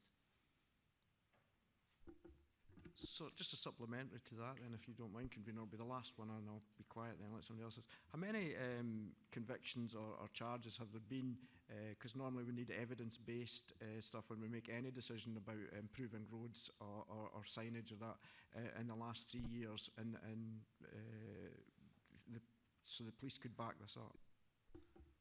Assuming Chick might be the person to answer that question. Would that be right, Keith? Or But can I maybe of course clarify first and then maybe throw over to Hunter or Chick, who might have other information? I think there's 2 issues here. One is in relation to convictions in areas where there's not restricted areas like double yellow lines or single yellow lines. Because there's not any parking restrictions, we wouldn't be in a position to enforce, so we wouldn't have that data. And perhaps either Hunter or Chick might be able to give a bit more clarity in terms of perhaps any sort of fines, etc. we've imposed. If it's parked in dangerous areas, if it's dangerous parking, that is an offence, whether there's double yellow lines or not, if you're parked too close to jump. I guess that's a matter for the police, and I think your question was, do we have the data? So could we find out, first of all, if we have that data? Chick. Thank you, Councillor. I'm not aware of specific data. However, my discussions with colleagues in Police Scotland would suggest that they routinely do not prosecute people who others may consider to be causing an obstruction or parking dangerously in residential areas. Thank you. So that means there's no evidence, really. Thank you, Councillor Ling. If you don't mind, Councillor McDade, just a second. Councillor Reid, you did have a question. Do you still want to ask that question? Then we'll come back to Councillor McDade. Thank you, Convener. Like many questions which are asked, I see the answer is actually in the paper, but maybe I could ask for an expansion. Long term is quite vague. It says greater than 18 months, and this is regarding park and ride. Do you have a more specific timescale rather than 18 months? And as a supplementary, is there any chance of subletting McDermott Stadium car parking midweek to add to give a park and ride facility? Thanks, Councillor Reid. I think it's a valid question. I don't have the exact data at the latest position in terms of where we are with the park and ride developments, but we can get that information to yourself and the members of the committee. And I take your point about the McDermott Park. We can reflect that back to our transport planning colleagues. There's a couple of officers want to comment on this. So, if we can perhaps say a little bit more about park and ride. The identified site for a park and ride site is in the north west quadrant of the junction of the Cross-Tay Link Road with the A9. So it can't come into effect until the Cross-Tay Link Road is constructed. So we're talking 23, 24 before that's available. There's also the need to identify how the bus services would be provided and funded and link into the other routes that are already operating there. So that is some time off. There is no identified park and ride site for the Creef Road corridor. It's the one corridor which doesn't have an identified site. However, there have been calls recently to look at that, and it is something which we're examining. But the whole aspect of modal shift and getting people onto public transport, we also have to bear in mind that, as was mentioned earlier, the works to improve cycling and walking access there, and that's what will make the prime difference to the areas which are experiencing this commuter parking. Councillor Baird, do you have a question? Thank you, Convener. We've spoken about consulting the residents, and it's also been mentioned those that use the park. In this consultation, what are going to be any options available in the consultation so people can put their options, or just going to be, this is what we're going to do? Thanks, Vice Convener. Yes, and if I can possibly pick up on the point from Councillor Lane, which I didn't answer, was in relation to, it's not just the residents, it is the wider community. Councillor Lane, to give you assurance that we will include that in the consultation. Ostensibly, this consultation is about putting in the sort of white boxes for these parking areas, but we will be asking residents their views, and as North Inchmuirton and Community Council have already articulated, they have maybe alternative views, and I'm sure residents will put their views across when we do this. We're looking to do this in terms of an interactive mapping consultation, so people can actually go into a map and put sticky notes in relation to their area, their streets, etc. So that will give them the ability to actually articulate what they think should happen. Principally, this is about the proposal before you, which is about creating the white line boxed areas in various streets within Perth City, but I'm sure residents will use that as an opportunity to suggest if they felt that wasn't adequate for their needs. Thank you. Councillor McDade, I apologise. Councillor Baird jumped in front of you. Apologies for that. That's quite all right, thank you. It's a slight follow-up in terms of some of the stuff Councillor Lane was approaching. It's around, we've talked about parking on street corners. My perhaps skewed view of the world was that most street corners had double yellow lines on the main way and therefore would be enforceable. I've also seen in my own ward where people have parked quite ridiculously, particularly during Enchanted Forest season when the town is full, that people do park on pavements and all sorts of things and have penalty notices on their cars. So I just want a bit more of an understanding, because my understanding from Police Scotland was that unless someone's essentially obstructing the road in the middle of the road or something, they don't do it, they view it as a council matter. And I think there might be a conversation that needs to be had there between the council and the police about who is going to deal with this. Thanks, Councillor McDade. Keith will then check perhaps. Thanks. Talk about the legalities of this. Thank you. Yes, from my knowledge of Perth City, I don't think all street corners have double yellow lines. So, and certainly that was the issue was reflected by both from North Inchmuirton Community Council and elected members that parking on street corners was an issue. In terms of having a conversation with the police, I'd probably defer to check, but I think we're quite clear in our roles and responsibilities, as indeed the police are. And I think, as you articulated, as long as it's not if it's an obstruction, police can deal with it, unless it's on restricted areas such as double yellow lines, which we would deal with our parking attendants. Chick, do you want to comment on this at all? If I may, Convener. Thank you, Councillor. The law is very, very clear. Because we have decriminalised parking enforcement within Perth and Kinross Council area, if there are waiting restrictions in place, i.e. yellow lines, then it is our officers who enforce those waiting restrictions. However, in the absence of waiting restrictions, i.e. where there are no yellow lines, or indeed where it's white zigzags in the approach to pedestrian crossings, that all remains a matter for Police Scotland. So blocking somebody from exiting their drive to get onto the public road is an obstruction by law, but only Police Scotland can enforce that. If there are instances of drivers parking their vehicles in a manner which is considered to be dangerous, again, that remains a Police Scotland matter, and only they can enforce that.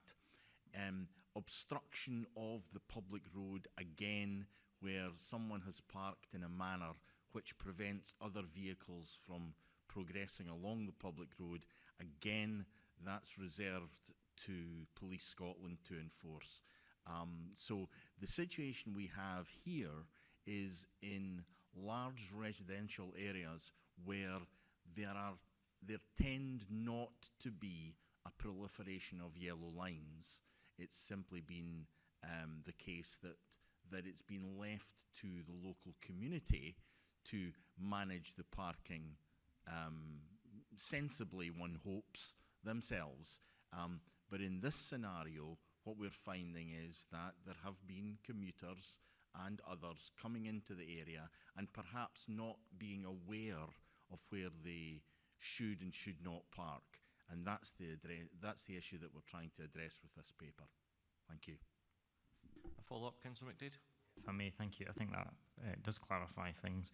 I think perhaps still, however, a conversation with the police to clarify them as to what perhaps their responsibilities are and encourage them to do more of it. Obviously, they're quite heavily under-resourced, so perhaps we should be looking at putting in more lines on corners so that we can enforce them, because I think that, you know, whilst we can put bays in and we'll hope that people are well behaved, people still park on double yellow lines. So, you know, there has to be something to deter people. And I agree with Community Council in terms of there is a safety aspect to that as well, in terms of visibility from corners. Thanks, Councillor McDade. Can I just clarify something? I maybe misheard what Chick said, but Councillor McDade's suggestion, if we put double yellow lines on a corner, then we enforce that. Is that correct? I thought you said it was still the police, but maybe I misheard you. No, Convener, if there are yellow lines in place, if we go through the legal process of promoting a traffic regulation order and implementing that, putting in the yellow lines, it's our officers that enforce, yes. Okay, thanks for clarifying that for me, Chick. Are there any other questions on this particular paper? Okay, thank you. Well, I think one thing we've learned is that parking, something we all knew. I'm quite sure that parking is a very contentious matter. And I think, to coin a phrase, you can please some of the people some of the time and all of the people some of the time, but not all the people all the time, or whatever that is. But I think the idea of the working group with elected members, talking to some city centre elected members, I know they feel it's worked well. I get the feeling that the Community Council are reasonably happy with the way that's gone, and getting good feedback from everyone. So I'm pleased with the principle of what we've done, and I think we have to accept the fact that there will always be some people that don't entirely agree with decisions that we make. So on that note, can I ask if I can have a seconder for this paper, please? Councillor Parrott. Want to speak? Thank you, Convener, for the opportunity to second this paper. I am very conscious that I am the only city centre ward or city ward councillor on this committee. City parking has been a constant theme of my now nearly 5 years on the council. I was told in 2015 that garbage would be the issue, but no, it has been parking, parking and more parking. The paper we have before us seeks to set a strategic direction for getting to grips with parking issues in Perth City. It well represents the efforts, sweat and tears almost if not blood, put in by council officers and the city ward councillors in a series of meetings to reach an agreed, pragmatic compromise for taking forward the issue of parking, and I want to particularly thank Keith McNamara in this regard. The paper is the best possible, but the very best is always the enemy of the good, and parking is certainly an issue where only sensible compromise is possible. This paper sets out a strategic direction for Perth City parking. It has been drawn up with consideration for the climate change agenda and less reliance in the future on the internal combustion engine, with consideration for the impact of the Crosstay Link Road and a wish to provide more park and ride parking in the future, with consideration for the fact that Perth is a growing city and we must encourage maximum possible use of our existing car parking resources in the city centre. The paper sets out an escalating set of measures that start with laying out marked parking bays. Matters need only go beyond that if parkers persist with careless, inconsiderate, unsafe parking outside of bays, and there will be consultation on establishing the bays. The paper sets out a number of areas identified by city councillors as the areas of most intense parking pressure, and are at such a scale as to hopefully discourage simple displacement. Other areas of the city can be brought into the scope of the measures if parking pressure makes that necessary. This paper is an important step forward, and I urge the committee to support it and not park it. Thank you. Seems that we're all cracking jokes today. Thank you, Councillor Parrott, for that. Can I ask if there are any comments on this particular paper? An amendment. Councillor Lang has an amendment. Let's hear what the amendment is, please. I think it's parking bays is a sensible way forward. I would much rather a much smaller scale. I don't accept the fact that it will make a massive difference by pushing the problem round. I think the expense of £40,000, and we may have to, it may not work. It's not. We don't know if it's going to improve behaviour or not, because if we're not putting yellow lines in corners, people might just ignore the bays, and we'll have to put yellow lines in anyway and remove bays. I would much rather see that we do it maybe in the 5 streets that are named there, that the Community Council have put forward, and we monitor that even over 2 or 3 months, and then we can go and spend, because there will be all the traffic orders that we'll have to close roads to enable the lining team to be done, and I don't think we should do all that over 70 streets without seeing how it works first. Okay, thank you. So can you tell us, briefly and concisely what your amendment would be then, Councillor Lang? To reduce the number of streets from 70 down to whatever, say 10 streets or whatever the officers think is a viable number of streets, but certainly not 70. So that's the amendment is to do the trial We just pilot the scheme in a much smaller scale. Okay, thank you very much. Do you have a seconder for your amendment? Yes, I'll second it. Thank you, Councillor Williamson. Now, Christina, I think I'll leave you to do whatever needs to be done. Convener, oh, sorry, comments. First, thank you very much. Apologies. Clarification, if that's okay. Say that again. On a point of clarification, of course, could I ask both the proposer and seconder of the motion and the amendment? We have addressed the 2 of the 3 points that were made by the Community Council in their deputation, in terms of Councillor Baird talked about the options that will be available in the consultation, so I'm content with that, and also that the streets that they had concerns about, that it will only be ones where it was appropriate. Obviously private roads and things won't be included. I just wanted to clarify for both the motion and the amendment their third suggestion, which I think Councillor McCall alluded to, about extending the consultation period, whether either the motion or amendment included that in there, because it wasn't explicitly referenced by either, and whether they would be willing to do so. Okay, I see a question from Councillor Parrott, but let's, if we can get perhaps Councillor Lane to clarify Councillor Purvis's question, get an answer to that, and then we'll see where we go from there. Certainly, as much consultation and input is required, so yes, I'm happy to accept that. Okay, Councillor Parrott, did you have a question? And I'm going to suggest a short recess after this. I was just going to suggest that I can support within the motion, the amendment that takes out streets where bays are impossible and extends the consultation period to some degree. I think we're going to take a short recess to have a discussion about the various different options that are now presented to us, and we'll reconvene in 5 to 10 minutes. Okay, I think we'll get, if we can all, no, just hold in.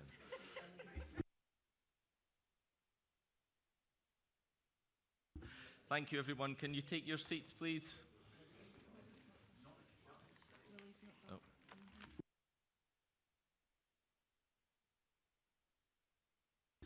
Apologies, I've just realised Councillor Robertson isn't quite here. Oh, he is here. He is. Okay. Right, so Councillor Lang, I believe you have an amendment for us. Yes, after discussion, I think we've come to what I hope you can accept as a reasonable amendment. I'm quite happy to go ahead with the paper as is now, as long as we have continual assessment and reports back, because it will be an 18-month project. There was nothing in the original paper saying that we would assess it as going on. So the first base could be put in, and we can continually assess it if officers can report back to if it's improving behaviour or not. If it is, then we continue with the rollout. If it's not improving behaviour, we'll have to rethink it. That's my amendment. Also, that I take on board what the Community Council say about extending the consultation period. So that's my amendment. Thank you, Councillor Ling. I'm happy to accept that into the motion in principle. I'll just check with Christine that what you've said is competently okay and we're okay to proceed. Okay, right. So, Councillor Parrott, sorry, are you happy to accept that? Everyone's happy. Good. I'm content to accept that. Great. We're talking about parking and everyone's happy, so that's good. So, if my memory serves me correctly, we did have some comments. There are more comments. Councillor Gray. Thank you. I think, firstly, that the paper is a super paper. I really do. I said it already, and I mean it, because it's so essential. This is nothing new. There's nothing new about it, frankly, because I'd be very surprised if our transport managers, etc., have not been in consultation previously, or discussions at least, with other transport managers in other cities and towns where such parking is very commonplace, marked out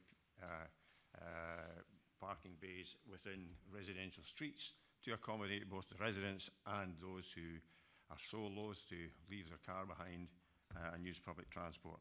And this is the big problem. People are very loath to leave their cars. They will take it right up to the door of their office, wherever they work, if they possibly could. Not everyone can, and the end game is to try and get people to use active travel or public transport from park and rides, whatever. It's not possible, it's not going to be easy until we have eliminated all possibilities of parking it in front of somebody else's drive in residential streets, etc., etc., by limiting the availability to do that in residential streets. And therefore, the stage process is absolutely essential, and it's delightful to see it. I'm delighted to see it within this paper, that it is a stage process. So if that doesn't work, the next stage will happen. And I'm quite sure it'll go through these stages to see that eventually everything is tickety-boo, people know exactly where they are, and in the next process. And when we get to that stage, there will be a large volume of car drivers who will have to adopt public transport or walking to their work. And for these reasons, I'm delighted with the paper, and I hope we can bash on with it very quickly. Thank you. Thank you, Councillor Gray. Are there any further comments? Councillor Ling? Just the contrary view to Councillor Gray. I think everybody should use public transport, but many people in the rural areas do not have that choice.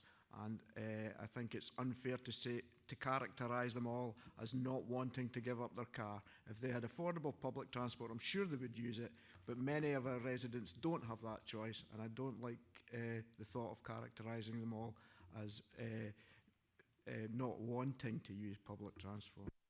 Thank you, Councillor Ling. Are there any further comments? Okay, are we happy to agree on this report? Thank you, everyone. Okay, we will now move on to paper 9, which is street naming and numbering, which is another thing that councillors can get quite involved in, and heated debate about what a street should be called. So I'll ask Lachlan McLean to introduce the report, please. Thank you. Perth Kinross Council is responsible for allocating street names and numbers. It is essential that all properties have an official and recognised address, making it straightforward for emergency services to locate it, utility companies to provide a supply, and for the delivery of mail. The names of streets themselves can be reflective of the location's characteristics or history of a particular location. The street name and numbering team provide a valuable service to many external agencies, including major house builders and to single applicants building their own house. Charges for this service were introduced on the 1st of April 2016, and we continue to charge for that service. The service is committed to providing a high quality customer service experience to users. However, the current consultation process can result in delays to the process for customers. The transport planning team have tried to streamline the street name and numbering process as much as possible with the introduction of an online application through MyPKC. As the majority of sites requiring street names are identified in the local development plan, it is proposed that early consultation in advance of the development is undertaken and a name bank of street names is created to try and reduce delays. This still allows for consultation with local members and also the community, but ensures that the names are in place before the application is submitted and hopefully speed up the process. The committee paper in front of you today seeks to make these changes to the current process and make it more customer focused by creating a name bank to accelerate the process. Thank you very much. Are there any questions on this report? Councillor Purvis. Thank you, Vice Convener. I think this is a very sensible proposal. I know that there have been times where it's been very rushed to try and get names for development, so it seems to make sense to do that. I'm just wondering, this is two parts of my question. The first part is, for a bank of names for each site, is it possible for ward councillors to rank these names in an order of priority? Because I know that often we have some names that we think are better than others and some that are more generic, and to leave it up entirely to the developer to choose from a bank would slightly worry me. The other one is at 3.2 when it talks about a bank of names for the whole ward. We often, as well as consulting with the Community Council, Councillor Robertson and others have consulted with the local museum in the past to see if specific sites there's any historical names that we could use, and I think that's often a very good way of integrating a new development into the local area. I would just be concerned if we were asked to make a bank for a whole ward, and a site might come on a specific area where actually there might be some historical name that we could use, but we wouldn't do this under this proposal. So if those 2 points could be considered, please. Lachlan, would you like to comment on? Yes. For the first one, in terms of ranking, yes, that can certainly be done. We'd be happy for that to happen. In terms of the wider bank that we're talking about, that's for if there's like say a single street comes along, there's that opportunity to do that. But if we have a wider development, we'd still look to consult with you guys to acquire names for that development. Any other questions? Councillor Williamson. It says here on the timescales for responding that local councils have 28 days. Seems a bit excessive considering everybody else at the post office has only got 15. Is that normal, or should that be reduced a bit, just to try and reduce this 53 working days to try and get this done? Councillor Lachlan, sorry. That's what we're trying to reduce. So even if we take that out, say reduced it down to 5 days, say we give you that opportunity to comment on the names that we're proposing, that would bring us down to an overall 30-day reply period, which I think would be more acceptable to users. Councillor McDade.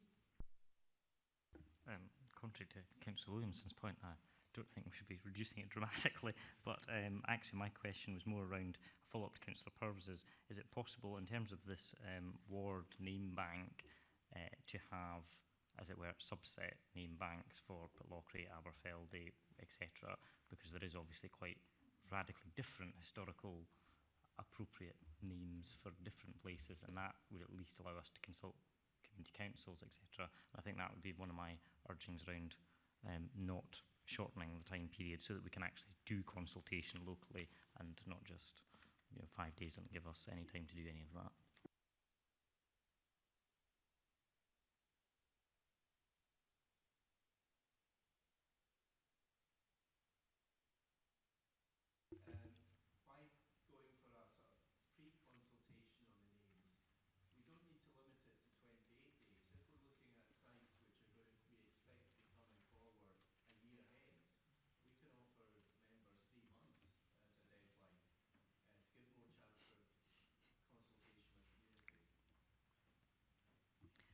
Are you quite happy with it? Could be a talking point for quite some time, as we know. I think that is true. I think a wee bit of time helps us to have proper consultation. Okay. Are there Any further questions? Councillor Barnacle, sorry. Yes, paragraph 2.3 talks about how it's often quite a personal and emotive issue for residents, especially with respect to changing house names. The names of streets themselves can also be a reflection of the local characteristics or history of a particular location. I've had instances where residents have wanted to use an element in their name which is the small settlement on an OS map, which identifies a place which is historical, and yet the current policy basically, if you look at it, when it talks about house naming, it says it is sufficient that the name should not conflict with an existing property or street name. It's quite difficult sometimes if you want to retain that local element of naming in a very small group of houses to meet what people want under the proposal, because if you want to have an element of the local name in the area, there's inevitably conflict. There's inevitably going to be a conflict. I think that's more of a comment. It's not really a I'm question. just asking how you address that, because we don't seem to address it at the moment. I think Peter Marshall would like to comment.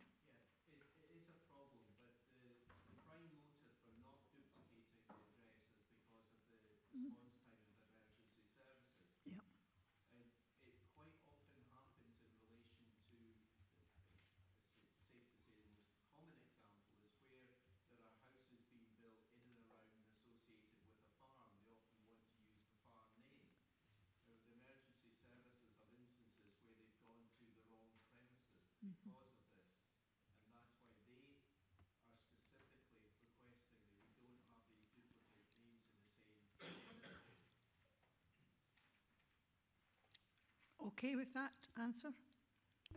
No. I understand it, but I'm not very happy with it. Okay, any further questions? Well, there are no further questions. I will move this report. House naming, as we know, it can be quite contentious, and it's very difficult to get communities and all councillors to agree. But I think this is a way forward, that we don't have to do it quite so quickly. We'll have time to think, and it's good if historical names can be used. For a seconder for this report. Thank you, Vice Chair. Just happy to formally second the report. Thank you. Are there any comments? Councillor Robertson. Well, unfortunately, I don't agree. I think I'm quite happy with the current situation, and I think it works really well. I don't see any reason why. I know in a local basis in Kinross, we always seem to come to a reasonable decision, and we always seem to be able to involve the community councils and local communities in our decision-making process. The danger is that if you get a list of names, they'll just pick a name from the list, and it'll be very hard to get that changed. I think we should keep the limited controls that we have as elected members and influence the names of new streets and developments. And often circumstances change in as much as it can be a special occasion within your community and you want to mark that. Oh, it's not on the list. Seriously, I don't want a list. We will decide as local members, based on the circumstances, the historical site and what local people want, what the name should be. And that's the way it is just now, and I don't see any good reason for changing it. So I move that we just leave things the way they are. Thank you. Can I ask Lachlan a question? I know this is maybe not quite right. I'm presuming, no, I shouldn't say that. When a site has been named or a street has been named, when you are choosing it, is it possible to go back to the members and say this is the one they've been going to be used? Because I can see it might not even be the same councillors who are there when the street is actually named. Yes, we can do that. I was proposing that we maybe give them a week to come back. So if there's 5 working days, so if we let you know the name that we're proposing, and then you can come back to us within 5 days, if that's acceptable. Sorry, 5 days to speak to my colleagues and to speak to the community is not enough. If they want to change their mind about the name, we should be allowed to do that. We get things like Weaver's Loan coming up. The developer wants to call it Weaver's Loan. There's never been a weaver in that area that I know of. You get all these strange names they come up with, and they almost are determined to use it. No, let's keep back. We don't have much control as councillors. Let's keep that little bit of control and strong influence on what our new streets and developments are called, and not be pushed 5 day with a 5 day limit to what we can do. Councillor Robertson, can I ask if this is an amendment? It's an amendment, yeah. This is just the first of you actually telling me that it's an amendment. Have you got a seconder for your amendment? Councillor Barnacle. Yeah, I totally agree with Councillor Robertson. I think it should stay as it is. Okay. We will need to go to the vote. No. No. Sorry, can I ask a point of clarification, Vice Convener? Just to clarify, you asked for clarification from the officers in terms of timescale to consult with the elected members before the final decision is taken off the list, as it were. So whether it's Weaver's Loan asking elected members if that's content. We've got an indication that might be 5 days, although hopefully it might be longer. Can we get clarification as to whether that is now part of the motion formally, please? I'm quite happy to have that part of the motion. But of course, if Weaver's Loan was in, that was a name that somebody had put in first. It had come from one of the councillors. So, I mean, we're not talking about historical, we're talking about the way forward, what we're trying to do.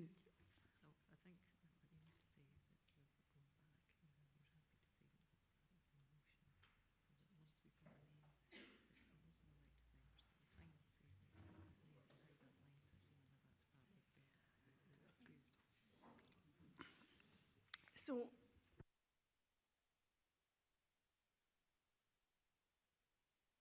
that we will go back to the elected members to make sure that this is the name that they wish to go, and you would like more than 5 days, you'd like 10 days. Is that, if I go with that, will you be quite happy? I'm totally, when a developer comes forward with a site, it's not developed within a week or a month. And I'm unhappy about a list of names being drawn up.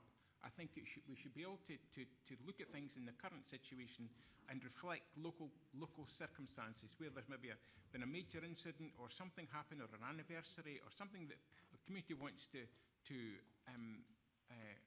reflect in the name of the new development. That should be allowed to be done, and not have a list that is almost prescriptive and it has to come from the list. So just the system works just now.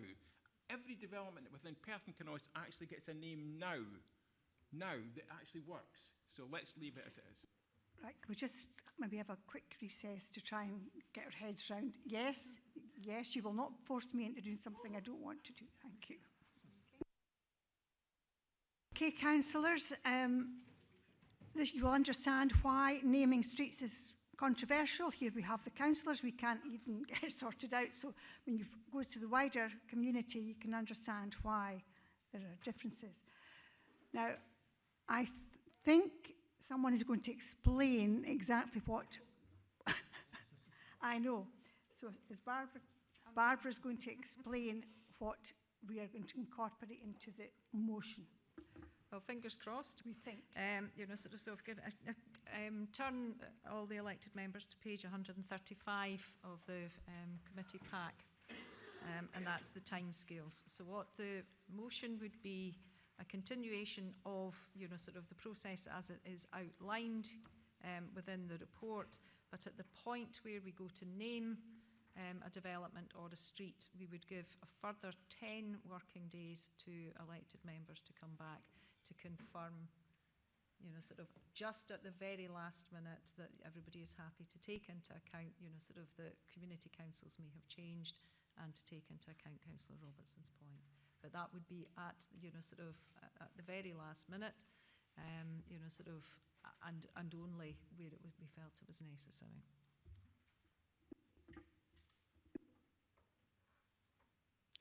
Are we content? That's my motion.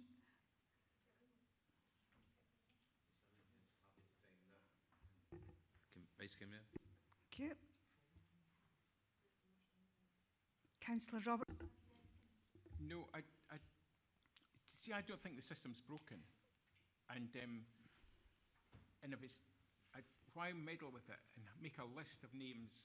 It's a list that I'm not happy about, because sure as fate, once a name goes in the list, we lose some of our influence. So if I'd rather just we keep it as it is, because I say it works just now. So we can go to the vote then. Thank you. Okay.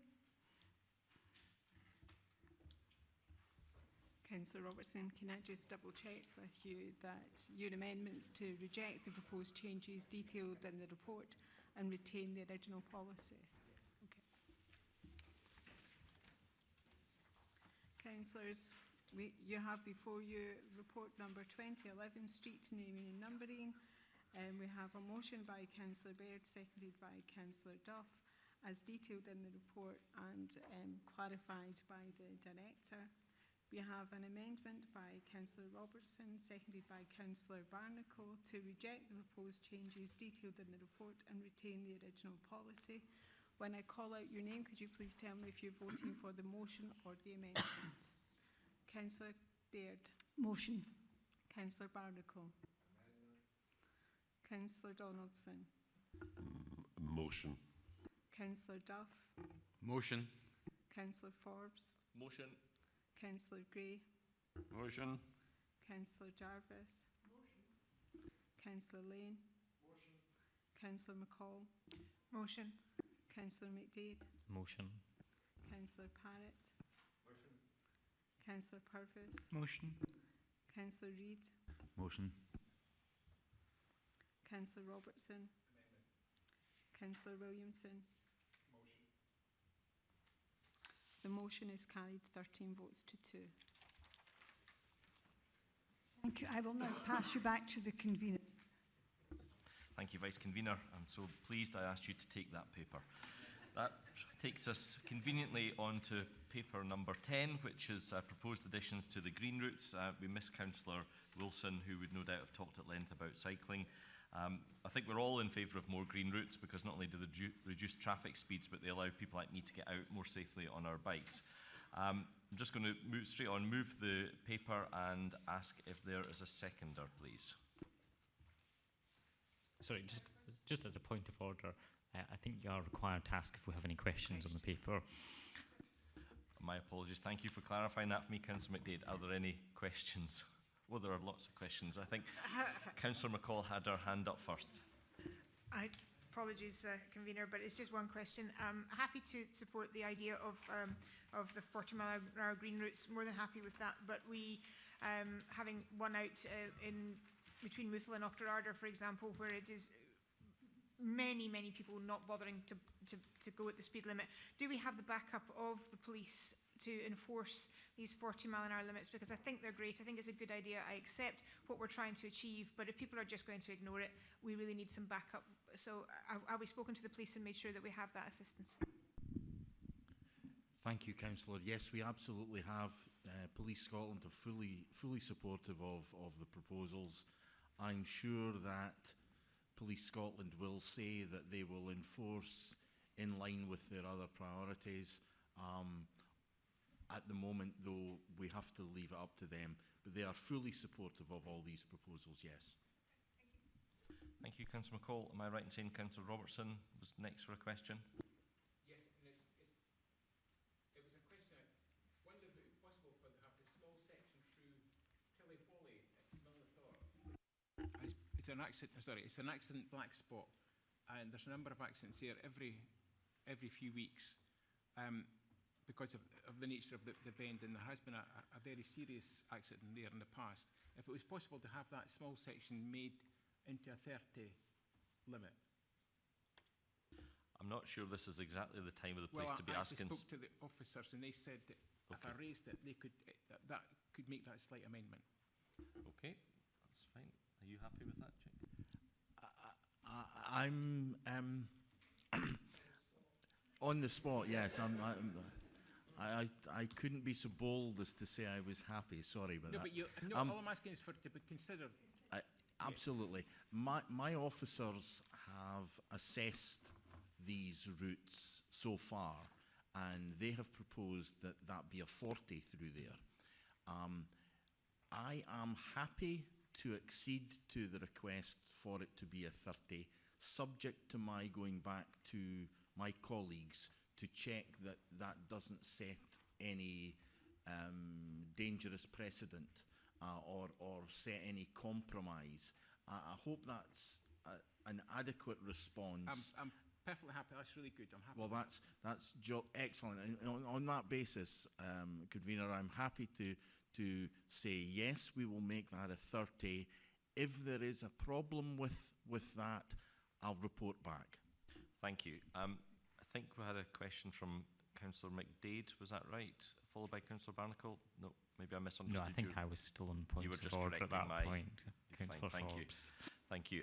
Councillor Barnacle, but can I just ask, please, let's not get into, can I please have a 40, a cycling-friendly route in every street? So questions that are just appropriate, please. Thank you. Thanks, convener. I just wanted to point out and ask one question of Chick. The green routes were first piloted in Kinross, and we actually got 15 routes in Appendix 1 there.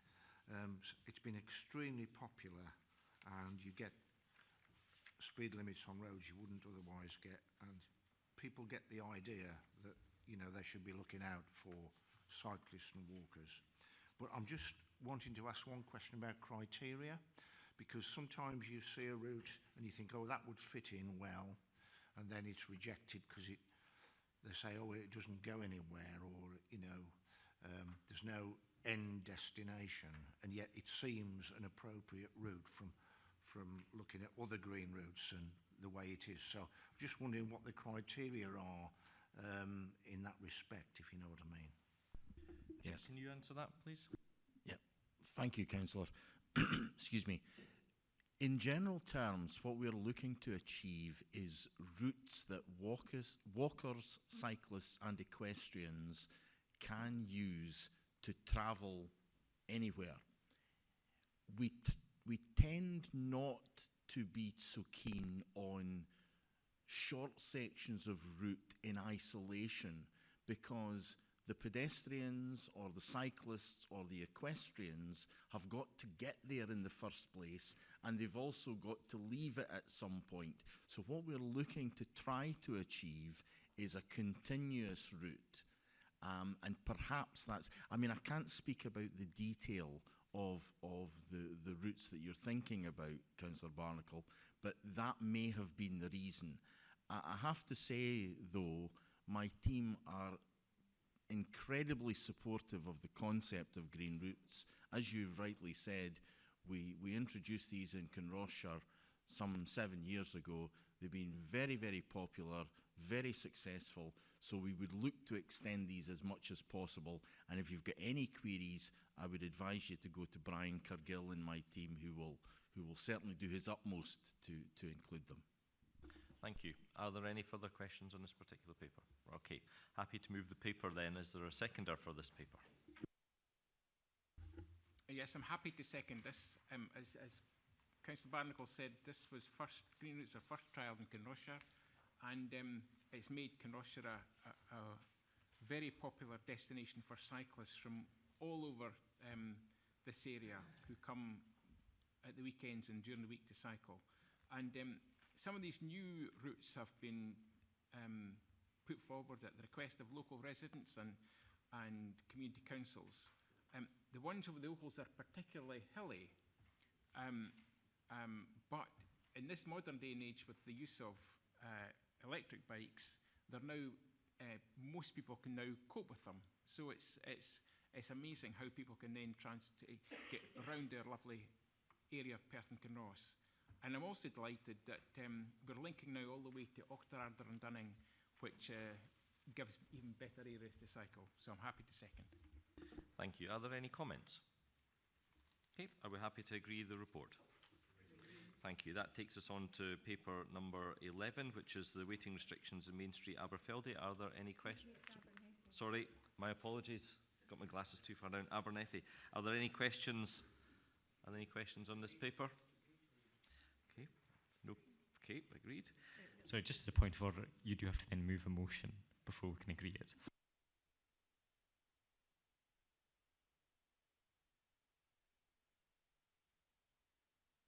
Okay. No. Are there any comments? And we're going to move the paper. Okay. Are we all happy to agree the Abernethy paper 11? Yes. Apart from Councillor McDade, I can suspect there is a... Thank you. Thank you, Councillor. Somebody will manage it and people will obey the yellow lines round the corners, because I have my doubts. Thank you. Taking us on to paper number 12 then. This is the waiting restrictions outside the chemist in Dunkeld. Are there any questions on this paper? Okay. Can I have a seconder, please? Thank you. Are there any comments? You can, Councillor Lay, of course.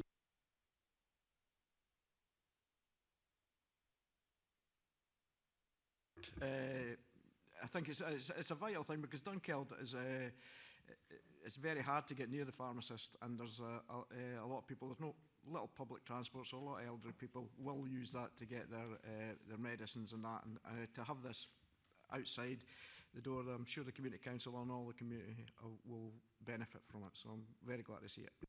Thank you, Councillor Ling. Did I see someone else's hand up with the comment? Councillor Jarvis? Broadly exactly the same. This has been something that since I was elected has been come up so many times from the public and the Community Council, so everybody will be over the moon now. It will make things very much easier for people with disabilities to access the chemist.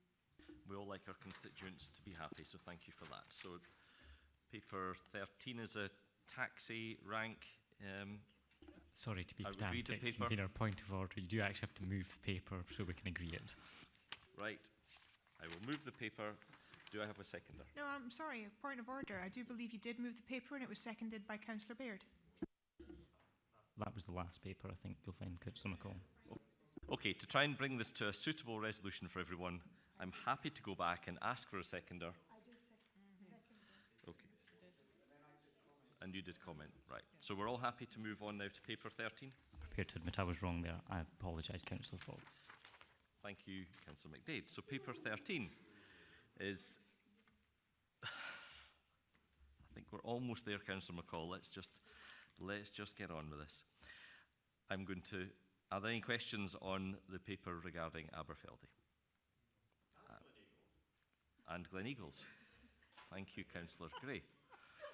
I suspect we're not getting anywhere. I'm going to move the report and ask for a seconder. Thank you. Are there any comments on this particular paper? No. And we agree this paper? Thank you. On to paper 14.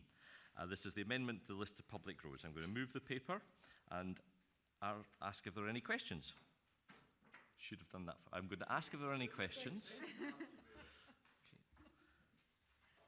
Can I take a deep breath? Can I have a seconder for this paper, please? I'll second. Thank you, Councillor Baird. Are there any comments on this paper? No. Can we agree this paper? Everyone agreed? Would you like a comment, Councillor Purvis? I'm more than happy if you have a comment you'd like to make.